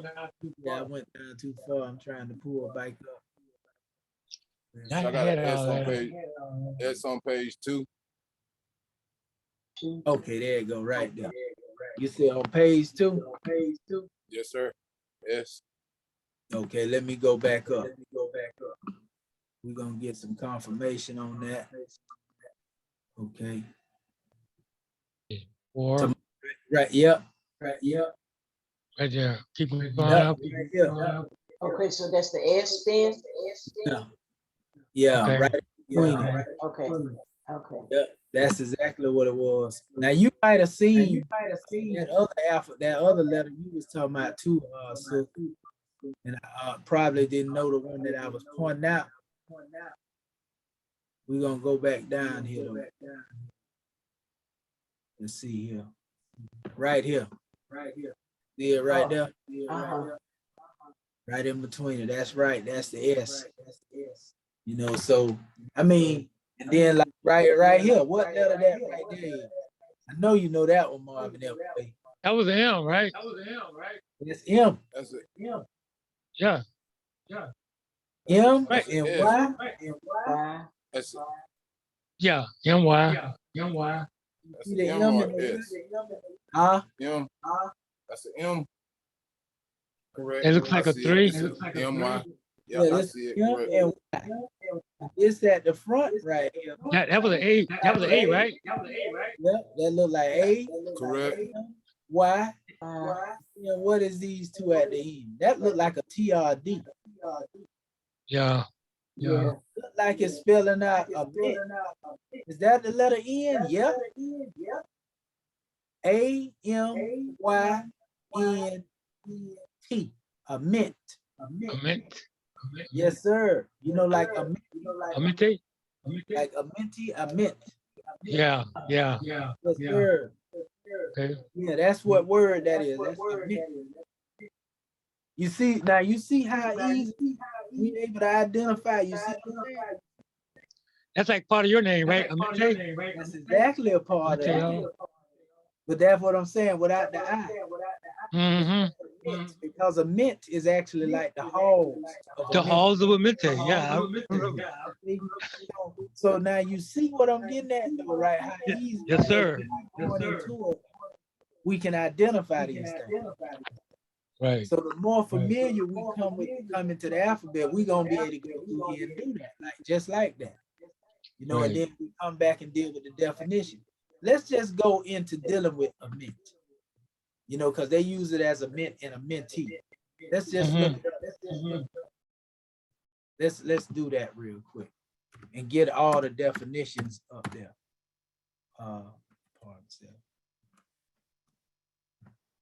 And see what we have. And this is one of the ways that they spelling it. This is one that says a mint, a minitit, a minute. It says she of the west was the goddess. This is one of the names they using for it, right? So this is speaking of the goddess of the west in that particular thing. But then you have a mentee, which deal with the halls of a mentee as well. So it was the goddess of the ancient Egyptian religion, representing Necropolises. It says west of the Nile, and she was the consort of Akin, a god who guided Ra through parts of the underworld. Although she was never officially worshipped, she was mentioned in various. This is my first time even hearing of this goddess right here, too. But anyway, Right. it says, as goddess of the deceased, she lived in a tree, looking out at the entrance of the Duat, the underworld. And the Duat is really, you know, that's really the star circle, like they said here. That's the, you know, what you call the constellational realm. See, they call it the underworld, but it's really the upper world. Her main job is, other than that, being a minor fertility goddess, was to offer food and drink to the newly dead, which would restore their spirits enough to travel to the field of reeds, which is often equated with paradise in ancient Egyptian religion. Yep. Well, You know, well, wasn't Hathor in that tree? they all, that's the thing about Kemet. I was talking about this the other day. The thing about Kemet, and this is what people don't get, is that when you hear them talking about Osar, because a lot of people running around and, you know, calling themselves Kemetologists, Egyptologists, and they say E. Wallace Budge, you know, they say whatever he say. And so they're going and saying, well, he was just principle, they were never people. I beg to differ. Wow. I say that these principles manifested in many people. Okay. So like when a Pharaoh got on the throne, for example, that Pharaoh, you know, in one sense represented Heru, depending on what he was expressing. Right, in one sense, he represented Asa. In one sense, he represents Ra. So the principles live through the people. Right. You see, so people come and go, but them principles are still on the manifest. So if you ask me, were they physical? They manifested in the physical. You see what I'm saying? Yes, sir, most definitely. Through different periods. Like if they still had, you know, kings on the throne right now, pharaohs on the throne, so to speak, you know, then they too would express the same thing, just like we do. And also our ancestors were, you know, like the pharaohs, they weren't these, say, demagogues. These were actually priests. You know what I mean? I mean, when I've been reading that, they actually studied, you know, they were adepts, you know? Right. Islam and Brother Shaheed, the way you explained that. Now, see, when I was in Shatar, that's where I was confused at, because I was asking, was Asa and Aset, were they real people? But like you say, the principle stayed the same. But the way you just broke it down, and I asked the question, but they couldn't answer me because they didn't explain it the way you just broke it down. Now I see what you're talking about. That principle stayed the same, but with Asa, and depending on what time it was, that it's gonna be the same thing. I got you. I can't explain it, what you just say, but I got it now. I asked that when I was under Dr. Ashton. I asked that, but they couldn't break it down to me like you just said it. Now I got it. Right. Yeah. It's like when we say the prophet came 5 times more powerful. Yes. So, you know, Yehoshua will come again. It's the principle of reincarnation, really.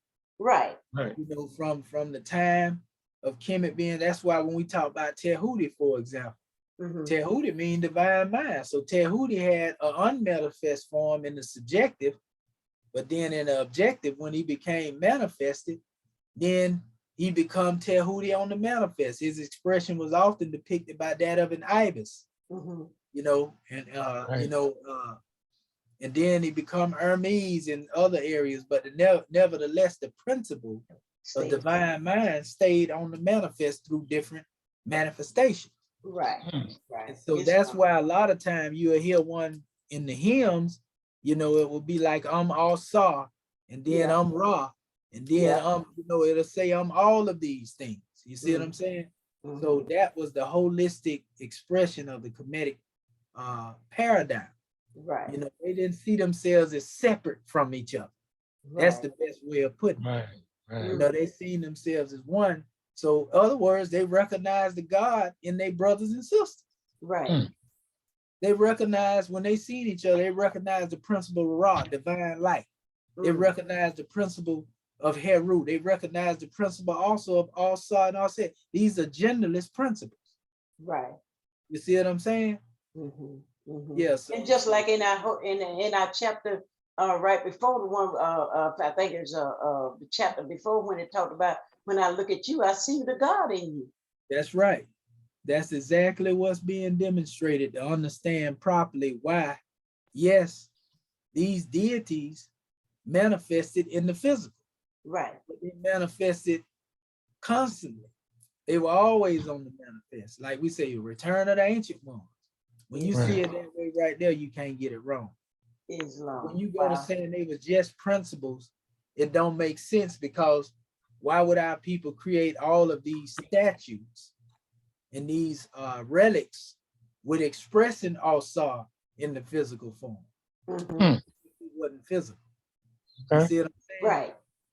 And I've seen certain scholars that actually say that, you know, they found Osiris or the physical, and it probably was more, I would say, one of the priests, you know, who following in that same tradition that they actually found. But yeah, he would have been Asa as the one who was reigning at that particular time. So if you became one who ruled, you embody the principle of all of those divine deities. Islam, Wow. it's just powerful. It's powerful. Yeah, it is. You know what I mean? A lot of people don't know this greeting measure here. Masons have their way of doing this right here. They took this greeting from off the walls of Kemet, where they grab one and hold them up under the arm like that right there.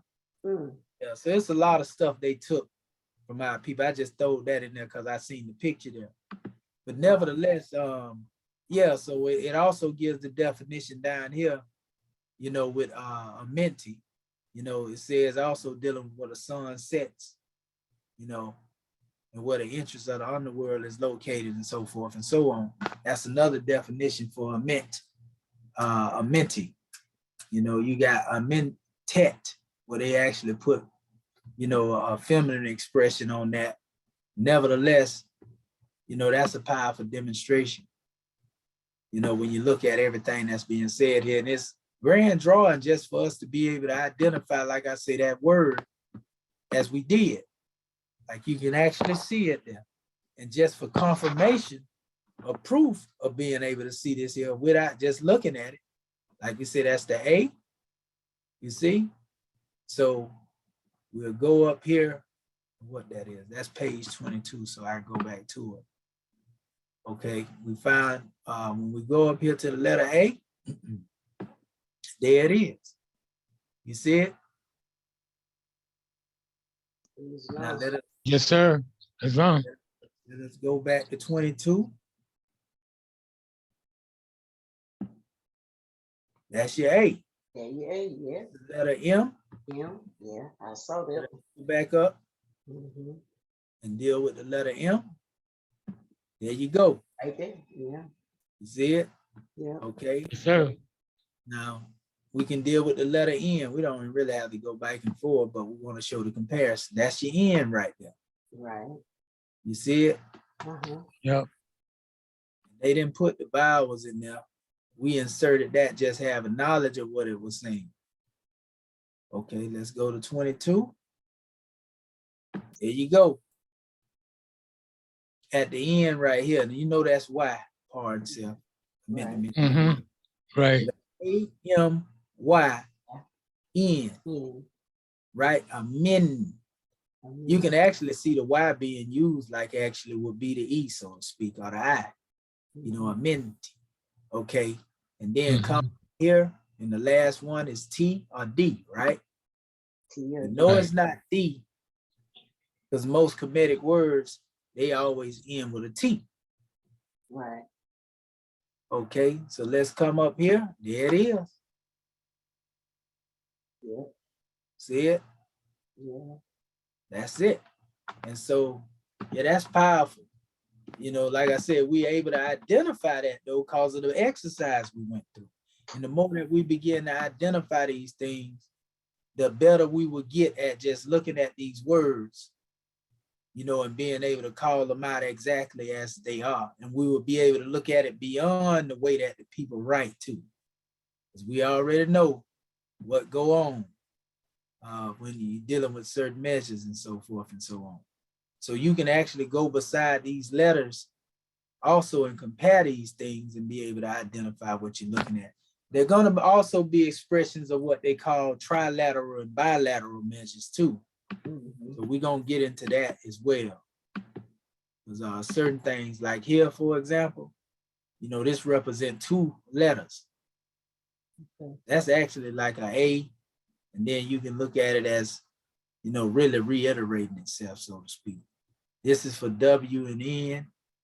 Here's an expression that looks similar to the B, but it has a hoop on the end, and this is expressed as H and S. Okay. So you don't want to confuse that with the B. Right. See, N and B here, that's a particular letter. M and R. You hear us talk about that all the time. That's the symbol for M and R there. You see? Yeah. M and N. So these are bilateral, meaning 2 letters. Then you have trilateral. This is netter. NTR. You see, actually used by this symbol, you see they put the little flag there that's normally with it, but they try to compare it to this particular stroke, you know, as netter. So, yeah, we on to it more. We are very on to it. And so once we get to identifying these things and transliterating them, practicing, we also have the meaning. Like they say most times, if you want to put a vowel in between these words too, by the way, you know, are these letters part and self? They say, well, E is mostly closer to it. So if we were looking at this, this would be neket or naked. Okay. You see, some people might say nukut. Yeah. You see what I'm saying? Neket, nukut. Yeah, either way you do it. So in this way, we will be pronouncing it in the way that, you know, from left to right, right? Yeah, when we go into, you know, yeah. When we're expressing it, okay. Yeah, Yeah, okay, that's how they got it over there. So Okay. by the time we get done, we'll be able to identify bilaterals, trilaterals, and, you know, everything else as we move ahead. You see? Yeah, but yeah, this has been a grand class here, just going through these things. And they got exercises and everything. We'll cross that bridge when we get to it. You know, that's what we just went into. So, but yeah. Our homework would be, we can go to just like what we just went through, how you we named all the different alphabets in that letter. So that's, we can look at any of those exercises and pick out the alphabets in these. Yeah, put them in Mustafa Gadala's abjad order. Put them in the abjad order, okay. Yeah, because that's the universal order. You know, you're gonna identify the signs, what we did, and you're gonna actually put them in a, you know, your little PowerPoint presentation you do. Oh gosh. You just, all you're doing is really just cropping them out. Right. But you're gonna have the video there as a guide. Right. So that video being there as a guide, it's gonna help a lot because we just went over it. So you can go alphabet by alphabet if you want to. Right. And then when you come back, we want to see did everybody put those things in the order. In the abjad order, okay. Yeah, in the abjad order, and compare you know, and we'll see which ones fit in there. And this With the correct alphabet. we use to continue our research on Islam. What you say, brother? I say, and with the correct alphabet, you know, from the script. That's right, Right. with the correct alphabet. That's right. That's what we're doing. And we'll put the groups there. You can group them, but just make sure Oh, yeah, right. various different forms, you know, so that'll give us some insight. So when we go to going into these texts, you'll have something to go on. Okay. You see what I'm saying? You can go on the actual order that you put together, and you'll be able to identify when we go word for word. Just say if we go deal with one line, you ain't got to go all over the place because you got it in perfect order. Right. So in other words, we're creating a comprehensive expression. Okay, I would say like a template. Well, not necessarily a template. Okay, yeah, comprehensive expression. All right, Right. Islam. Islam. So that being said, is there any comments or questions we have from our family? We give honors to everything that was brought on the manifest. Let me see if any of our officials, well, we the only one that's here. We'll call for our brother Torre, you know, and let him give the measure. And then we'll come to our family so that we can get our drawing and we'll shed it out. But I think this was one of the grandest classes we had here, you know, in dealing with these languages. You there, brother Simpson Bay? Islam, grand man. We are definitely here, there, and everywhere. Islam. Once again, another grand Egyptian Adeptus research class. You know, it's a grand measure as we go through, you know, placing the original abjad. Well, first, I'm giving our praise to our Father God, Allah, and honor to our holy prophet, bringing us everything that it takes to save us as a nation. Now we got to take it and save ourselves. And now we've been able to think again, learn how to be God again, without worrying about being molested from the citizens. Islam. Like I said, once again, going back to bringing forward Mustafa Gadala when it comes to the original Abjad, and then looking at the Demotic and doing the comparison and placing the Demotic and using the original Abjad, which is the original, I won't say the sequence by the Baladi people or our ancestors over in Egypt. So it's been a grand measure, and I definitely definitely was able to follow when it comes to the alphabets, the different variations of the letter H, and definitely that question mark, which one would say the A. So it's been a grand measure. I look forward to, doing the research and actually doing the comparison, because I was definitely utilizing early this week when I looked at the Demotic, looking back at the exercise that was going through the day. That's what I actually, Mustafa Gadala, or the original Abjad, was my pivot point in trying to gain a higher vibration of the letters that was brought forth in this actual exercise that was on the manifest today. So with that being said, yeah, it's definitely a great mission when it comes to using the alphabetic script, to get a high vibration. Also correct the teachings as we go forward with different readings, knowing about like I said, we've known in previous classes when it comes to, Greeks and Romans usurping and changing things as well. So it's a grand, because it's definitely a part of mental slavery, as we can see also in some of the platforms also that you has actually been able to talk to different ideologies, so that has been grand too, because it opened up the door for our people to begin to think and know that they're Moorish Americans. So with that being said, a grand class and a grand participation from all the Moorish kin. Long live Moorish America. Islam, peace and love. Islam, peace and love. And I will tell you this right here, it was a real rambunctious class, well, not class, but demonstration they had last night. we had a brother try to get on a call and want to talk about the Exodus. Mm. And he couldn't prove nothing he was saying. And he did just what the brother Judah and them was telling me. Because they was like, man, don't even get this one no light of the day. These brothers don't want to learn. He's like, man, make them get the drawing on the fact that you're dealing with government. You see what I'm saying? And I like that spirit in Judah and them. You're like, cause they ain't even really, you know, these ones, they ain't got nothing to bring to the table. You're like asking to put what he got up there against what you saying, other than trying to just question you on some things. Like, who is he? And they were just saying this dude was an antagonist. And he did exactly what they say he was gonna do. Put false narratives out there and then try to accuse you of what he doing. And I was just too swift for the brother. You know, he actually called me before the discussion, and I was called by the brother Sarnetta. He told me, yeah, this is gonna be just a discussion, ain't no debating or nothing like that there. The brother just want to ask you a few questions. So the brother called me right for the show and asked me and went to talk about the Exodus. Talking about, you know what we're gonna be talking about, right? No, ain't supposed to be no subject. We supposed to just be here.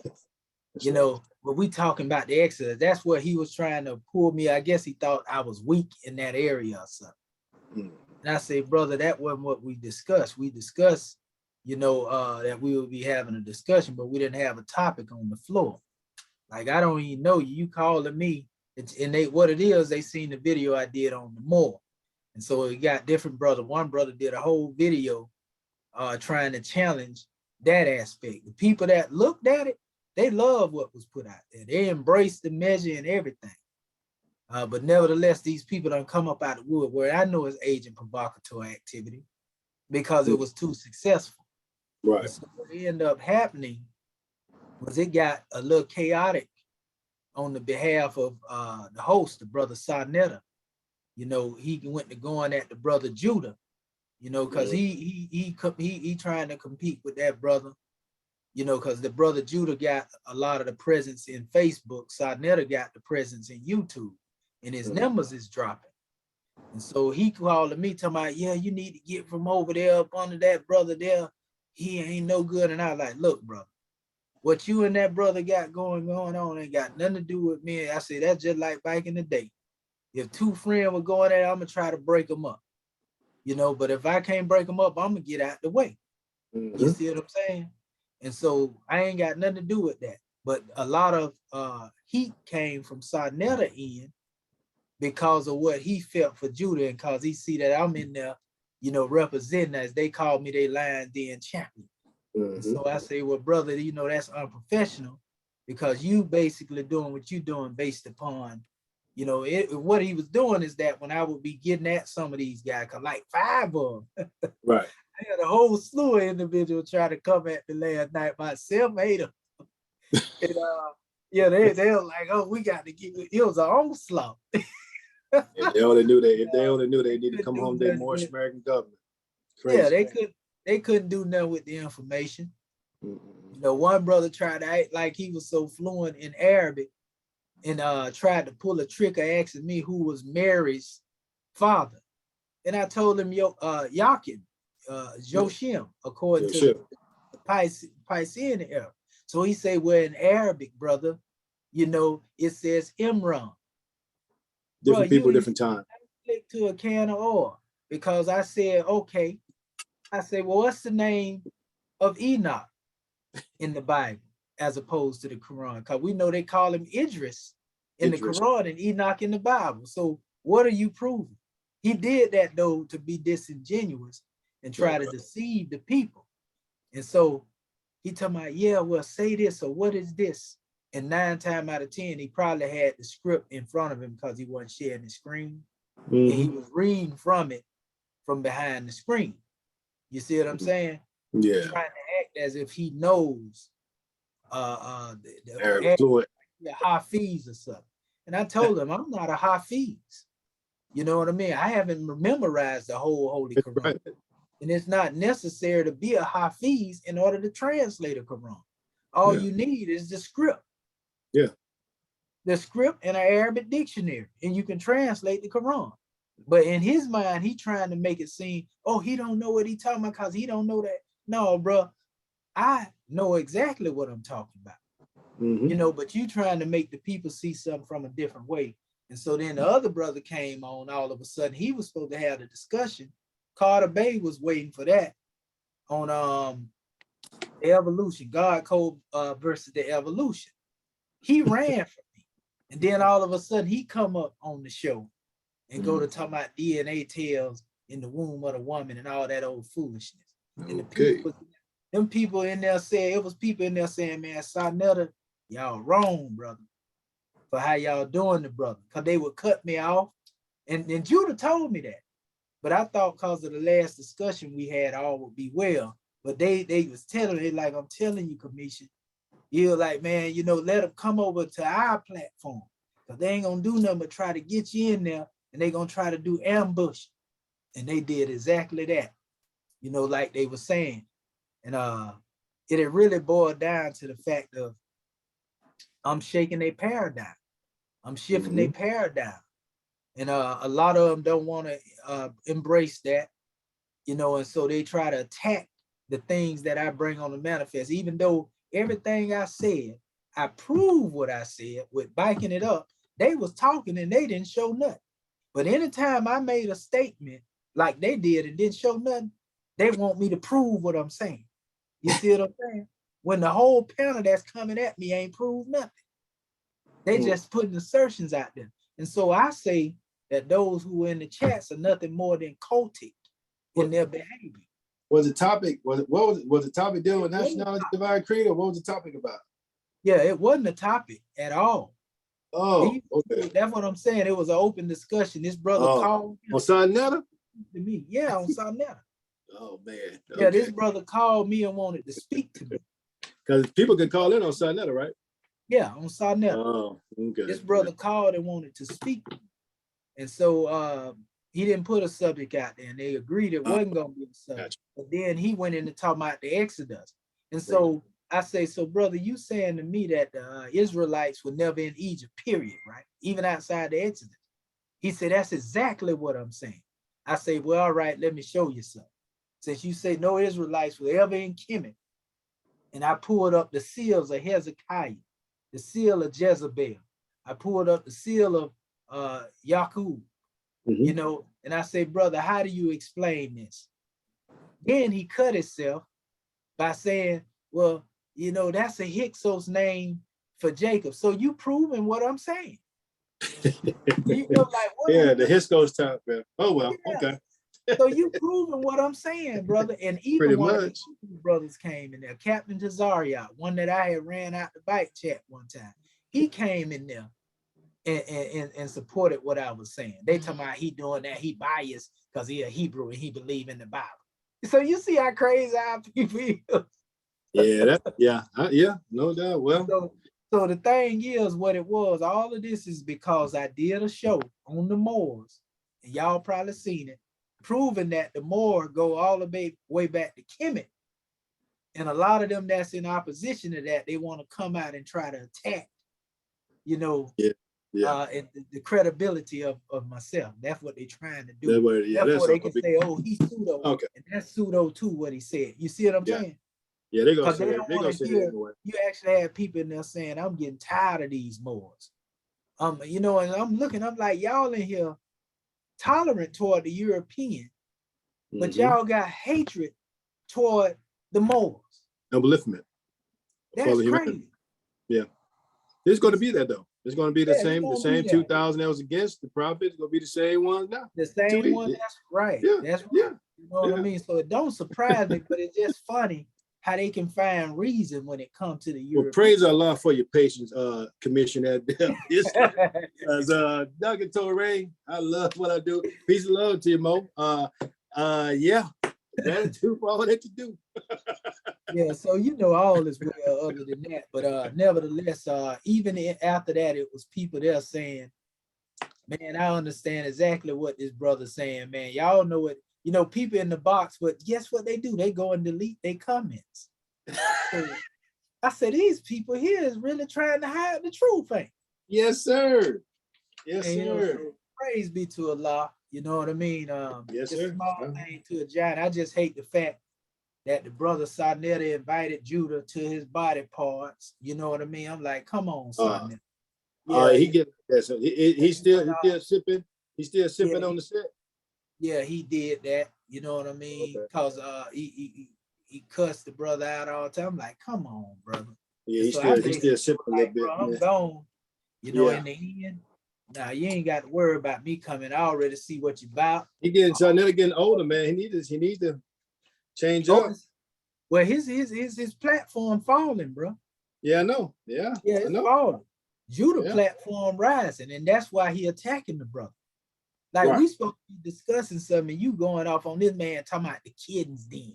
Yeah, you come from over there, kids den. I'm like, brother, stop disrespecting the brother platform. You know what I mean? That ain't got nothing to do with our discussion. You know, y'all take. I told them, freedom is not a game, bro. You know, y'all want to play with the lives of our people. You know, this is not entertainment. While y'all thinking it's funny to laugh, our people dying out here. So like I said, never worry about me for real, going back to his platform. You know, he called me. I didn't call him. That man blowed my phone up. You know, you know what? I say go back, because all you're gonna do is they're gonna start following where you at. So I say, yeah, I got a lot of followers last night on my I say go back. Yeah, you gotta take it. What I'm saying is, I ain't going out my way to go back in an environment like that right there, because I'm gonna tell you why. Because to go in there, I don't mind the opposition and none of that.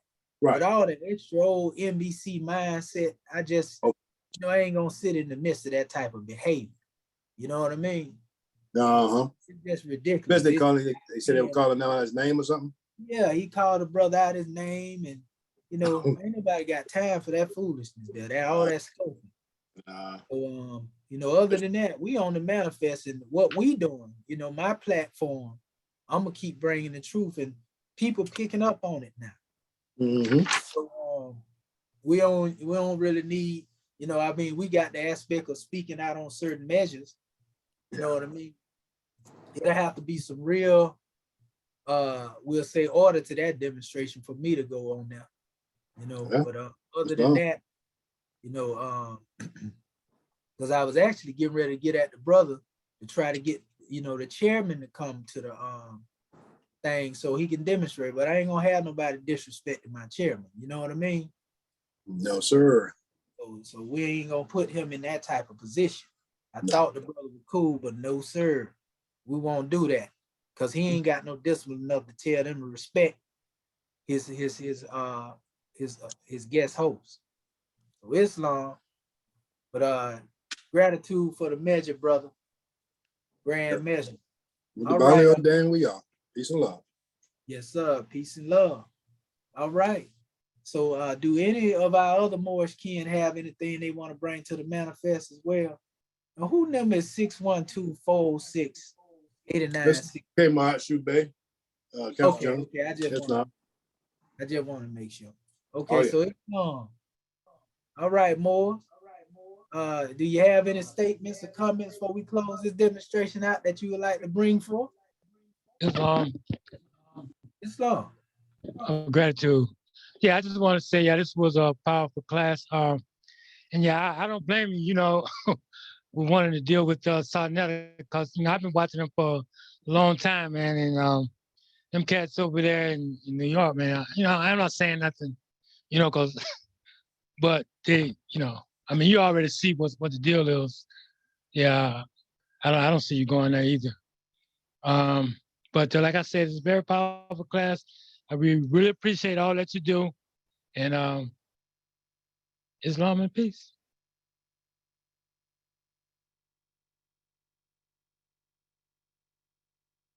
Islam and peace, grand man. We give honors to you for that drawing. Praise be to Allah.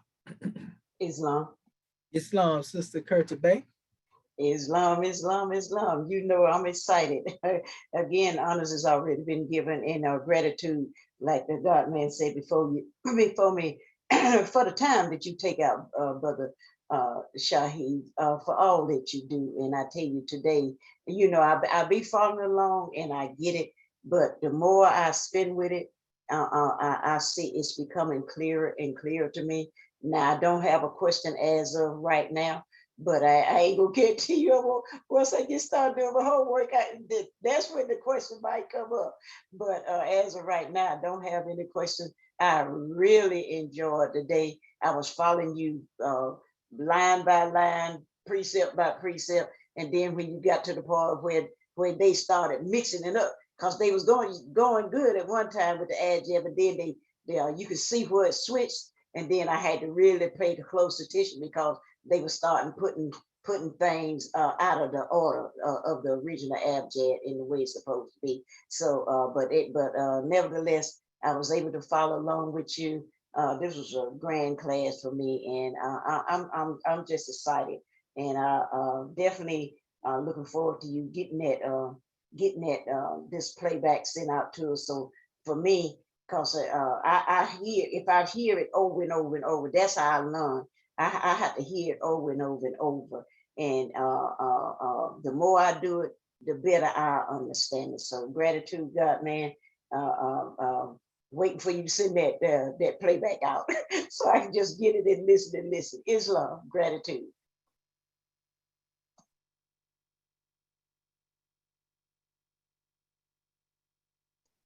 We can't hear you, Brother Shaheed.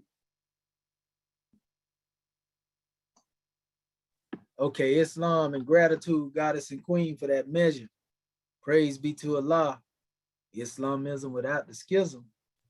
All right. Dr. Shaheed. Islam. Yes, sir. I think the National Grand Sheik just checked back in.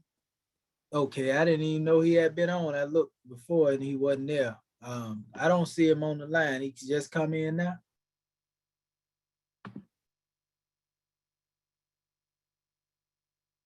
National Grand Sheik, are you on the manifest? Yeah, I don't see the Grand Sheik on the board. That look like that might be Canada. Let's go to National Smith Bay. Yeah. I don't see the Grand Sheik either. I don't see the Grand Sheik on here, brother. Okay. All right. Is there any other more that would like to come forth?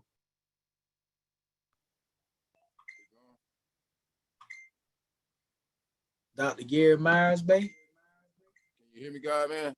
Yeah, I can hear you now. Have you got any of your things, brother? Yeah, pieces. Gratitude, God, man. All praises be to the great God, Allah, Islam, environment, Dr. Gary Myers, Bay. I bless the Lord, territory, praise the honor. And yes, sir, gratitude, sir. I got everything, sir. I'm just trying to get that jacket. Yes, sir. It came in a few days ago, about 4 days ago, sir. Yes, sir. And I'm just trying to get the jacket cleaned up and basically get the buttons on it, because around here, basically it's hard to find somebody to sew. So I've been looking in Panama and Tallahassee, just trying to pick a right time and take it over there and get them buttons sewed on. Yeah, you talking about the plain white buttons? Yes, sir. Yes, sir. Because I gotta take the gold buttons off the one I got and put the plain white buttons on the one. But gratitude for the class, sir. And once again, it's basically just these teachings, like the goddess and the God man said. It's a blessing just to be sitting amongst you and basically going over these classes, because like I say, this language is really like getting to me, because like you say, I'm basically staying in tune with it, because language is something that we all gotta have, and I just want to go back into it and basically learn it. So like I say, gratitude for the classes and the playbacks. And one thing about that Sinetta and YouTube, because I'm always watching, and I was on last night watching everything. But one thing that I thought was real like disingenuous was when JJ Judah 7000 tried to come on.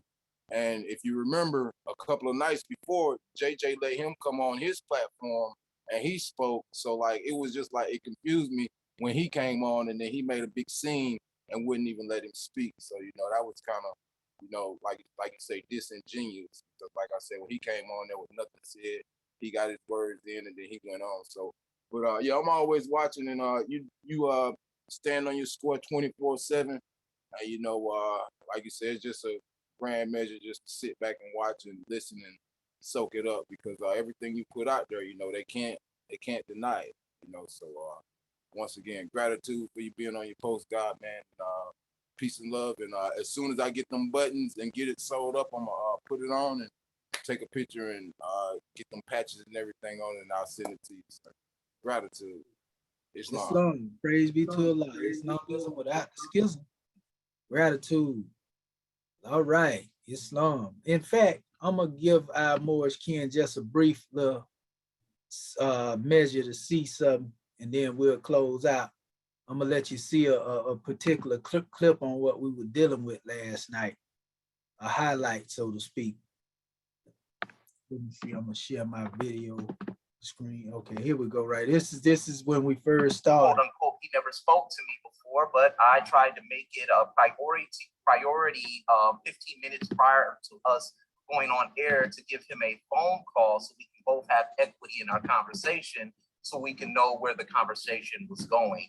I'm a little confused listening to him now, because he says he's not part of any more science temple, but yet Noble Drew Ali founded the Moorish Science Temple, and it seems that Noble Drew Ali, along with the Circle 7 Quran, is something that was founded by him. So why would you not be part of the temple that your prophet helped start? So with that being said, I want to have a conversation concerning the Exodus, and the reason why I do have conversations concerning the Exodus, because it does destroy the greatness of one of our African, or one of our many African civilizations that brought the entire Levant mathematics, science, medicine, architecture, and masonry. So I do want to have that conversation with you, and that's why I asked and called and spoke to Brother Sadet and said, can we have this conversation respectively? So with that being said, I'm willing to answer any question concerning the topic that I would like to discuss with you. I'm not really into attacking your faith. That's something that I don't do, but sometimes conversations can tend to lean on faith more so than scholarship. I'm not interested in arguing your faith. That's not something that I do. I want to keep this as respectful as possible, and I think there's going to be a lot of spreading and unfortunately gish galloping in this conversation. So that's what I would like to have that conversation with you about. So Sanetta, when you're ready to let us go. All right, Brother Commission. Do you have any questions, brother, from here after hearing what he said, or would you like to add on to what he said? I'm gonna add on to what he said. Go ahead. I told the brother when he called me early, you know, and he hung up on me. But the measure is, I told him in that conversation that I was having when Jabbar was on there, it had nothing to do with the Exodus. What I told him is I don't honor the Gregorian calendar.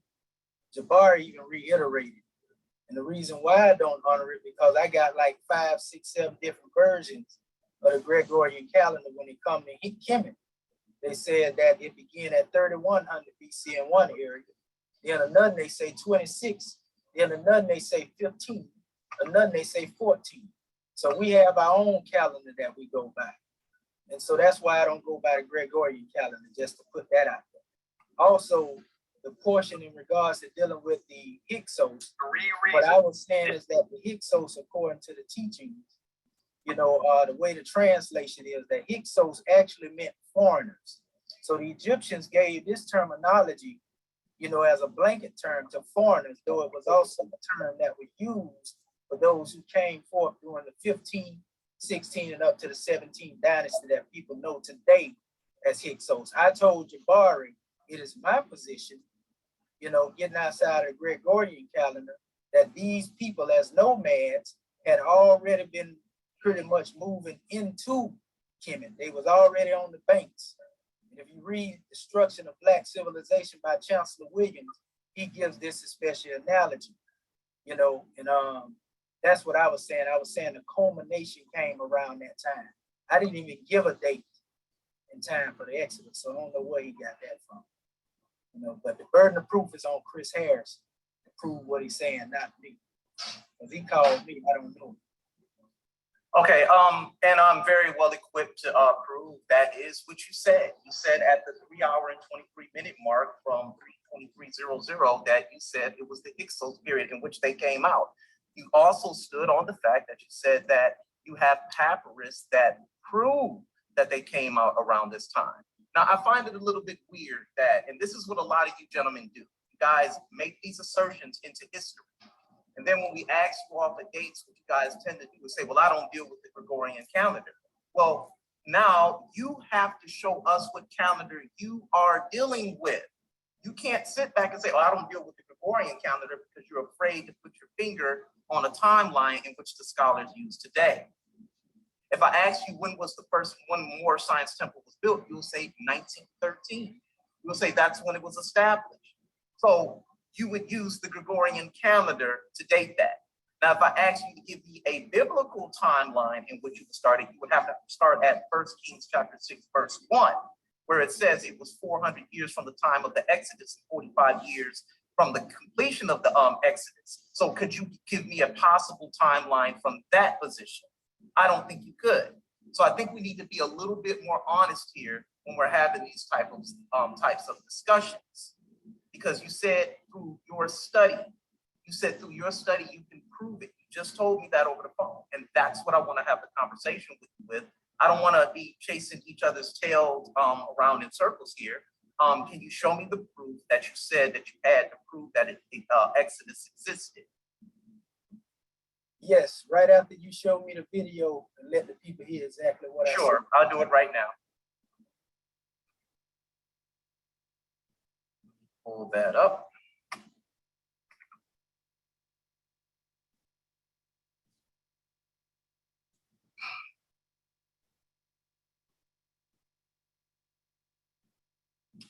Okay, here it is. The biggest floor clearance event is happening this week. Can this be heard? Can you hear it? Yeah, I can hear it. Okay, good. Because Sonetter's not here to share the screen. Okay, to share the screen. So Yeah, what we I'm can gonna hear do it is- if you just play it. Okay, good. And I'm going to start here, and then I'm gonna hit play. Agree with it. I read it in books, but I take it with a grain of salt. In serious, I don't agree with it. He spoke against it. He spoke against it. Yes. But I want to ask the question. The reason I'm saying it, because I don't really follow the Gregorian time periods. I don't agree with it. I read it in books, but I take it with a grain of salt. And so from that particular standpoint, you know, I do honor some of the scripts, you know, and a lot of the scripts in all books, you know, as authenticity there. That's my point of view. So with that, I would say that this was the Hyksos pharaohs who was there, and they didn't come at one time. Actually, they began to come because they was living around their banks of the Nile during the time when MENA actually united Lower and Upper Kemet. They were nomads at that time, but they had not yet come all the way into Kemet. You and I spent 2,000 years together. Hold up. They reached their Okay, so that was the point in which you had clearly said, you said it was the Hyksos kings. That's what you said. That didn't say what you said earlier, brother. That say something totally different. That said what I said. That said what I said before you played it. That just reiterated what I just said a few minutes ago. Okay, so now are you willing to stand on the fact that through your research, you're saying, or what you believe, or your opinion, any one of the three, which you don't want to stand on, it seems as if, are you saying that you don't have the proof? Because you told me just over the phone 15 minutes ago, the Quran backs up the Exodus, which makes no sense. I did say that. And you have papyrus that proves the Exodus. Can you prove that? I said, I see, there you go again. I said you have papyri from ancient Kemet that speaks and confirming stuff in Kemet. Wasn't speaking of the Exodus. I say in the Quran, you have the Quran in the Bible, and they are original parchments. I would use the example to let you know that there are parchments biblically and Quranically that speak of these things. And I ask you, I say, you have the burden of proof because you bringing this toward me. The proof that yeah, I do that's have, what I said. You hung up the phone on. Right. Let's not get this twisted. I'm not That's afraid. right. That's what happened, though, right? Yes, because Okay. you were doing a lot of gish galloping and a lot of talking. So let's Okay. not get this twisted. I'm not afraid to debate anyone. I'll debate God, Allah, Yahweh, Jesus, you name them, Muhammad. I'll debate all of them. And I'll tell them all get the hell up out of Africa because they don't belong there. Now, what I'm going to ask you again is how does the Quran confirm the Exodus with no archaeological evidence to prove that these things happen? Because it seems to me that you're using the Abrahamic faith to confirm an Abrahamic faith. Can you please give us some type of proof that these things happen? All right, time out real quick. I just had to run back over here. Celtics 3-0, bodying these niggas, and they gonna sweep them. Love it. But anyway, I want to say, Commission, this is the big leagues. You know, we don't like over there. We don't and do all that crazy shit. Over here, it's about saucing up. It's about stuff what you got. I mean, I got you should have spoke to JJ and all of them and let them know how it gets. This is the information. All right. So that's what we're gonna deal with. And I'm gonna let you go ahead and finish this discussion. Go ahead, brother. Well, I ain't a rambunctious type of brother. Anybody know me, know I don't get out of any emotions, none of that. You don't see me smiling over here at this guy most of the time. But anyway, I'll say this right here, my brother. So you saying that the Israelites were never in Kemet at all? Yes. They never was there. Never. There is no archaeological evidence for them being there. None. Okay. But let me ask you something. How can you explain this thing? Let me share my screen with you. I don't want you jumping around the place. Just tell me, and I got plenty more where this come from. Sure. I don't know who you think you talking to, brother, but you don't put yourself in a bad situation. Now this is all over the place. I ain't pulling out the rest of the stuff. This is a seal right here, right? This is the seal of Hezekiah. Sarnetta, what type of symbol is that right there? I mean, you showing it, brother. I don't want to get into it. I'm gonna let you. I know that. You don't have. And I forgot to let Chris Harris know who you are as well.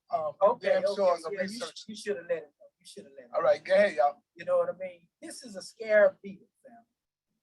You see, this is the seal of Hezekiah.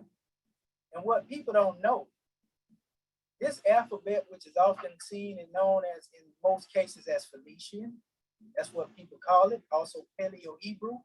This is the most universal alphabet, and I can show you this same alphabet being used by the ancient Kemites. But that's another discussion. Here's another bust of that seal. He said Israel was nowhere in Kemet. Was Hezekiah not of the Israelite bloodline? Was he or was he not? Look at this. This is all over the place here. You see the dates on this here according to them. You know, we ain't even getting it to, we just showing you the seal. So he say they wasn't present. The Israelites wasn't present. You heard him say it, right? So now it's him having the burden of proof of proving they wasn't. I got another for him here. I'm gonna teach you, Chris Harris. I'm gonna teach you. You see this right here? This is the seal of Jezebel. What are these symbols right here to those who know what they're looking at? You see?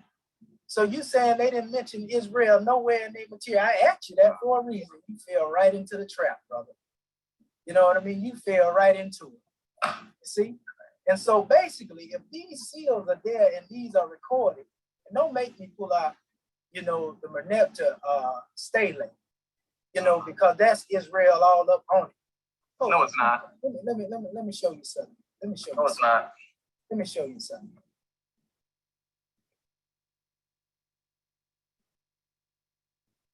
So we're gonna do it. Let me show you. That's two of them right there. That's archaeology, right? You lightweight. And I'm gonna stand down on this last one here. Please do.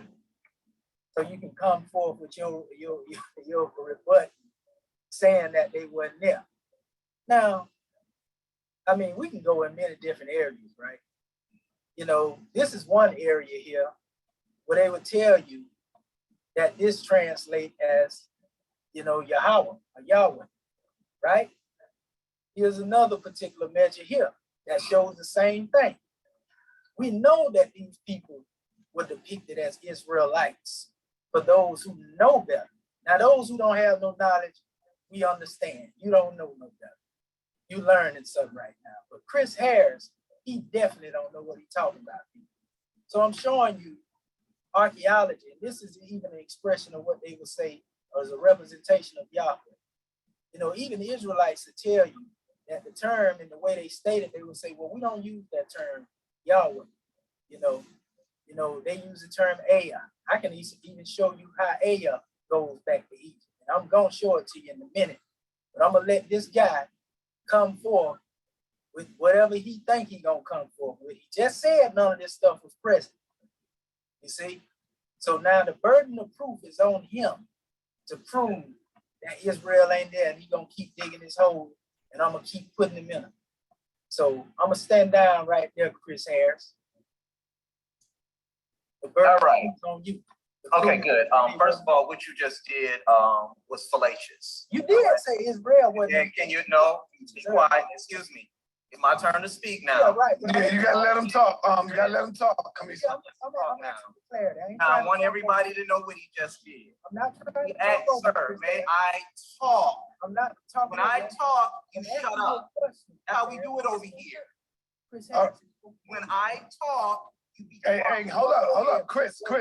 He's just asking for clarity. That's all he's saying. All I'm That's asking all. for is clarity. And you Okay, can go. good. I'm gonna give you a lot of clarity. Right. I'm gonna give you a did lot of say- clarity on what you did just did. say earlier though that Egypt, the Israelites were found nowhere in anything archaeologically or anything, right? That's what you Okay. said, right? Well, can I finish? Can I start Yeah, now? That's yeah. exactly what I said. Okay. Now, Thank you. I want everybody to show you what he just did. He is trying to put 2,000 years inside of this conversation, and I'm gonna show you what he did. We were talking about the Exodus narrative, and then you went to the Hezekiah seal, which is 700 BCE. That does not prove the Israelites were in ancient Kemet. So you asked me an open-ended question and then ran to an artifact, no citation. You just Googled it. The Jezebel seal, nothing to do with the Exodus. Hezekiah, nothing to do with the Exodus. That's what I'm having the conversation with you about. So then you said this proves archaeologically that Israelites existed. No, that's not what we're talking about. We are talking about, did the Exodus happen? Now, we do see a Hezekiah, we do know the Hezekiah seal exists, but we notice that there are Egyptian scarab beetles on there, which would prove that Hezekiah can go against the biblical narrative. That would show that Hezekiah was a bastard, probably somewhere during the 22nd dynastic period. Then you show another pseudo picture with no citation talking about that the Shasu were in fact the Jews. No citation. You didn't prove it linguistically. No citation. We are talking about the Exodus. When you cite a stele, see, this is where you hang yourself at. When you cite a stele, scholars use dates to curate these artifacts. You just can't go somewhere, find something that scholastically you think agrees with you. That's not how we do that. Now I'm asking you, show me Israelites inside of Kemet around the Hyksos period as you were teaching. Don't run to the 7th century BCE. Take me back to the 16th, 15th century BCE, where you said you all came out at. That might work where you were from, but not right here. That was the pseudo, dog. Not gonna work here. Okay, and let me respond to this guy. Now you see what he just did. After I told him from the beginning, my statement wasn't made in regards to dealing with the Exodus. I was referring to the time of the Hyksos and didn't even go into the essence of the Europeans concept of it. When I said this, I said that they had actually been coming in prior to. You tried to say I said something that I didn't say. Played it back and it didn't say what you say I said. It actually said what I stated before you played it. So you really confirmed everything I said. And those who go back to listen to this, they're gonna see. They're gonna also see, brother, what you just stated, Israel, nothing about it pertaining to it will be found in the Egyptian measure. So I pulled that up, not to confirm the Exodus. I pulled that up to confirm that the Israelites people from Israel had been recorded in the teaching. You said that this wasn't the case. That's what I showed you, brother. So stop trying to mix and match and all this. There's somebody right here in the audience that basically even seen what you said. And they said, Chris Harris, he said that the Hebrews weren't in Egypt. And he answered the question. He said, that wasn't your question, Chris Harris. The Hebrews weren't in Egypt. See, you got people watching you, Chris Harris. So they see you. You're trying to take a narrative and make it into what you wanted to do and go to talking about this time, then speak of the Hyksos here, and then speak of that there. I never spoke of the Exodus in relation to what you're talking about, gentlemen.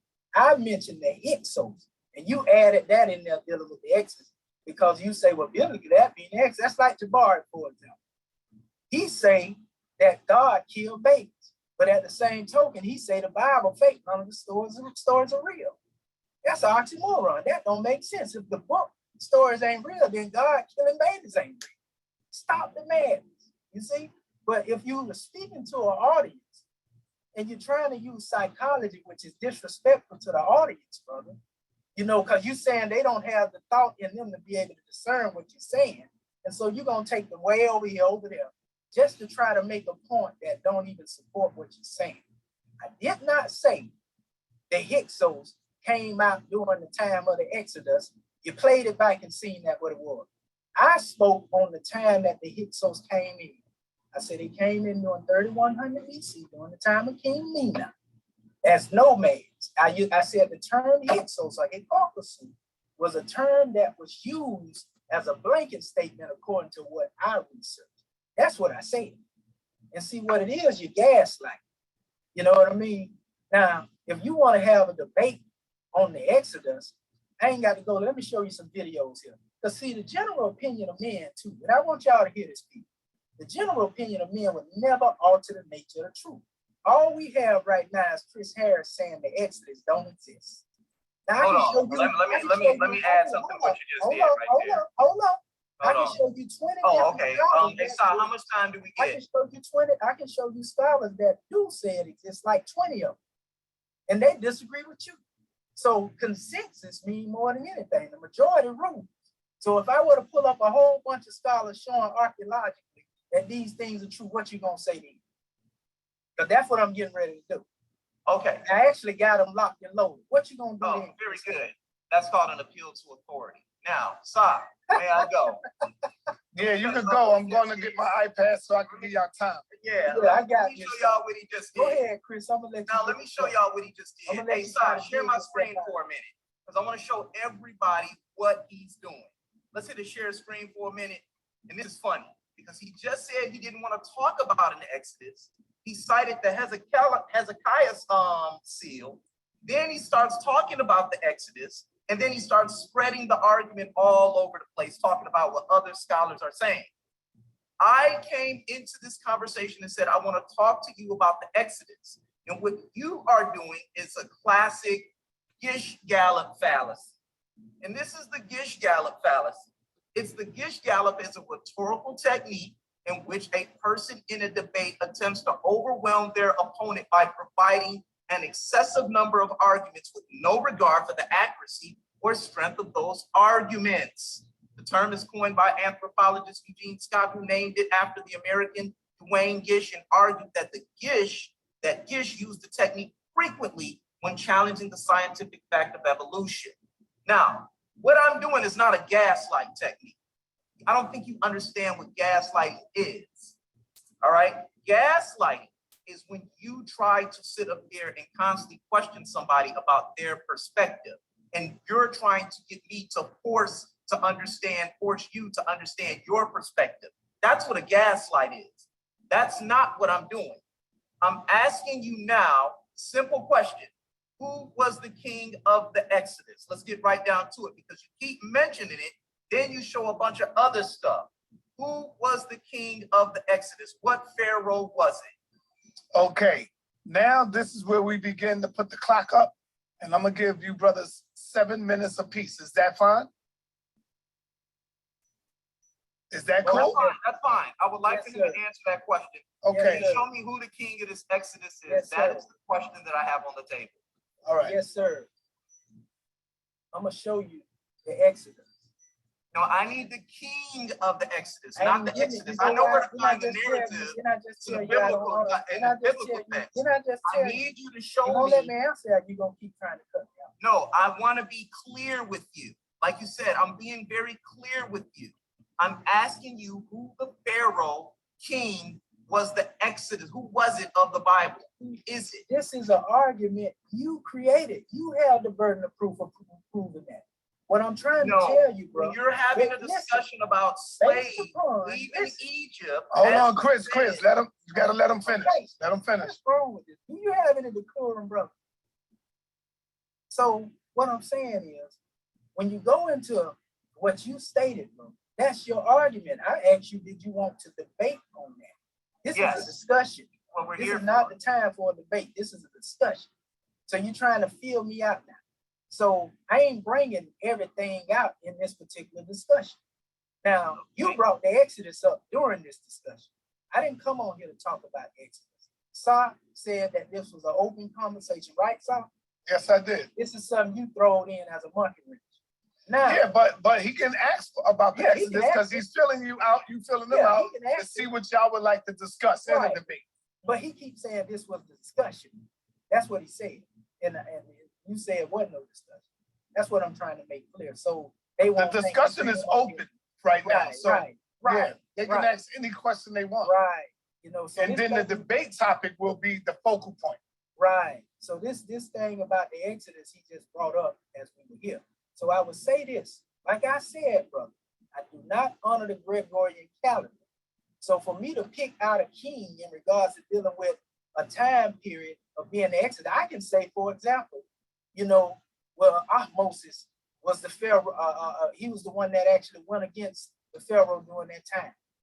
I'm just using terminology because Moses is just another corruption of where the word Moses derived from, dealing with the European, because that's what they created. Or I can say Tutmosis, you know, just dealing with etymology. There are scholars who would say Moses, some will say Tutmosis, you know, some will say Kathmosis. You know, all these people were doing different time periods. I don't get caught up in the Gregorian time period, bro. You feel me? But I will say this, I got evidence that the event took place from archaeologists that's over there. Now let me share my screen. You see, we'll get into the time period, you know, as you call it, and I'm gonna show you how disingenuous they are, how many different times. Not that I agree with it. I'm gonna show you why I don't deal with the Gregorian calendar if we debate this topic. That's what my argument gonna be. Let me show you this video so I can let you get back into it. You know, Now so- you said a video from where? It's just a random video talking about the Exodus. You know what I mean? From who Hold channel? up, let me see it. Let me make sure. Yeah, I don't play it's nobody called- videos, brother. Yeah, it's called the Jew of the Week. Yeah, Can I I'm play not. that in the I background? don't play nobody videos. Brother. Okay, so you can't play the sound. I can play the sound, That's what I'm saying. I just want them to hear this, brother. but you got the video up. Yeah. It's still showing. Yes. Okay. Yeah, I didn't have no idea you didn't want nobody to show it, but I don't know how we show this the information. What'll be a better source if I want to actually show a video? It gotta be like a video of yours, because I don't want nobody to hit me or flag me playing their videos. Okay, well, because I do it all the time. I guess they don't mess with me. But Right. yeah, they don't mess with me or whatever. But I got a lot of videos where I play things. But I'm gonna let y'all hear this, family. It's short because there's so many with this information, you know, like long videos. So I'm gonna give y'all the shortest. It's like 3 minutes. I want you to hear this, and you can look it up, family. It's more that agree with me than Chris Harris. Turn it up. Because no one has looked for evidence of the Exodus in this period, the tomb has never been the biblical story. And yet, there is a perfectly preserved wall painting here that records an ancient migration into Egypt from the area of modern Israel.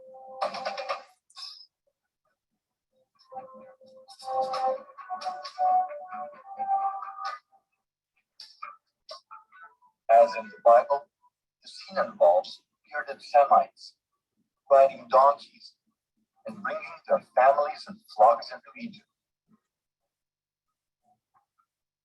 Like the biblical Israelites, they are wearing multicolored tunics. The hieroglyphic inscription on this wall calls these people the Amo, God's people. Looking in the right place during the right time, we are the first to recognize a veritable snapshot of the migration of the biblical Israelites to Egypt. The Bible records that at the time of their arrival, one Israelite rose to the highest levels of Egyptian power. His name was Joseph, son of Yaakov, Jacob in English, and he became so powerful that he wore on his finger the seal of royal authority. Discovering Joseph's seal at Avaris would prove that the Israelites arrived here exactly when our timeline predicts. That would be like finding a needle at 3,700-year-old archaeological haystack.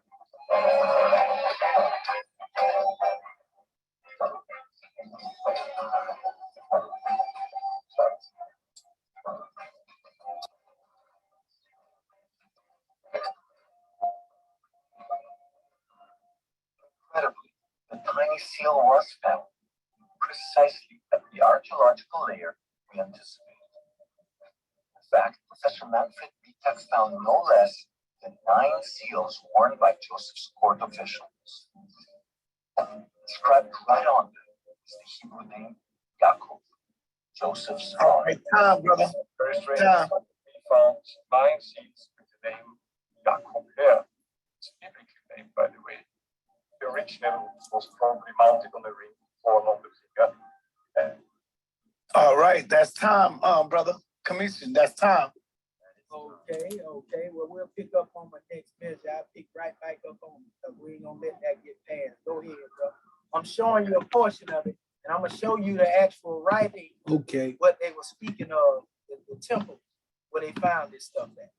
Islam. What is Mo. Yaakov doing? Well, what it is in that particular measure, I go and show the brother the actual seals later on in that. Basically proving of the name Jacob or Yaakov being used there. And also it has, you know how they draw on the pyramids, living their life when they be doing certain things. They had a depiction of the Israelites on the wall. Sarnetta didn't want me to show the video because he said they were gonna strike his channel. I don't know about that because I know I've been sharing my videos all the while, and I done used plenty of content from other people, and I never have been stricken, you know. So I don't know if that was a tactic to keep me from being able to show exactly what was going on or what, but never heard of it before. But nevertheless, when it ended, that brother, you know, ended up he had to get up out of there because he couldn't stand when it came to what he was talking about. And so that's what we have. We have people that get upset, you see, shut up and all this type of, man, we don't demonstrate like that right there, you know? And so it's a job out here trying to teach our people because you got people coming up out the woodwork. I don't know this brother. We never had a conversation. I ain't never spoke to him. He just decided he want to call me because I stirred his ethers up so much with what I had said out there. And he come up with this thing about the Exodus, which I never talked about. You see, in my conversation, I was speaking about the Hyksos, you know, and so when he brought that up, trying to debunk what I said, then I went into showing him, oh, the Exodus is true. You know, as far as dealing with, if you want to say it ain't true, I'm gonna prove it is true. I got 20 other scholars that agree with what I'm saying. You know, they got videos showing you the archaeological evidence, and he still trying to rebut that. So it's basically, it don't matter when somebody got their mind made up that they in opposition to what it is you bringing on the manifest. No matter what you say, it ain't gonna change their thought, and that ain't what we trying to do. But we just teaching the people, and we dropping it like it's hot, making it rain, and keeping it moving. You know, but Yeah, it's a full-time job, Morris. Islam. Would anybody like to comment on that excerpt before we go out of what you've seen in regards to dealing with that situation with that brother?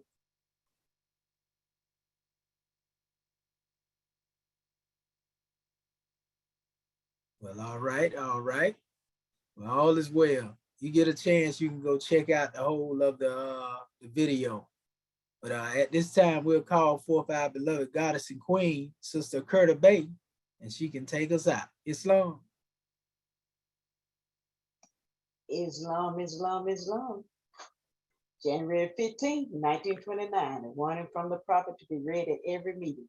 I hereby inform all citizens that they must end all radical agitating speeches while at work, in their homes or on the streets. We are for peace and not destruction. Stop flashing your cards at the Europeans. It causes confusion. Remember, your card is for your salvation. Failure to obey these orders will be of severe consequence. We offer love, truth, peace, freedom, and justice. And when these principles are violated, justice must then take its course. Any citizen or group of citizens who hold malicious feelings toward the government or the prophet or violate the divine covenant of the Moorish movement will receive their reward from Allah for their unjust deeds. All true Moors will and must obey the law as laid down to them by their prophet. If they lose confidence in their prophet, they should turn in their card and button, cease wearing their turban and fez, and return to the state where I, the prophet, found you. This is a holy and divine movement founded by the prophet Noble Jew Ali. And if the prophet is not right, the government is not right.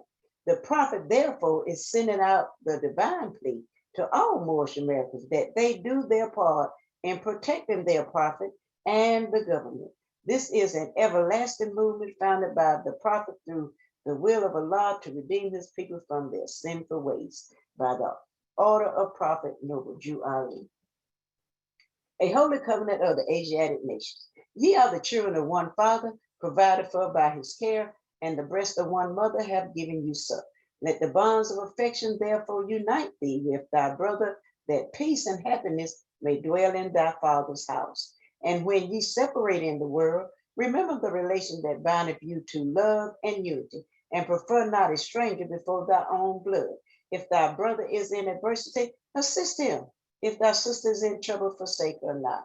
So shall the fortunes of thy father contribute to the support of his whole race, and his care be continued to you all in your love to each other. Islam, Islam, Islam. This meeting is officially adjourned according to Act 2. Go in peace, boys. Islam. Wonderful class. Great class. Islam. Love you, family. Peace and love. All right. See you Moors later. In Sunday school. It's grand class, grand class. Great class. Great class. Definitely see you later on Sunday school. Islam. Love you more, Skin. Yes, sir. The love is mutual. Islam.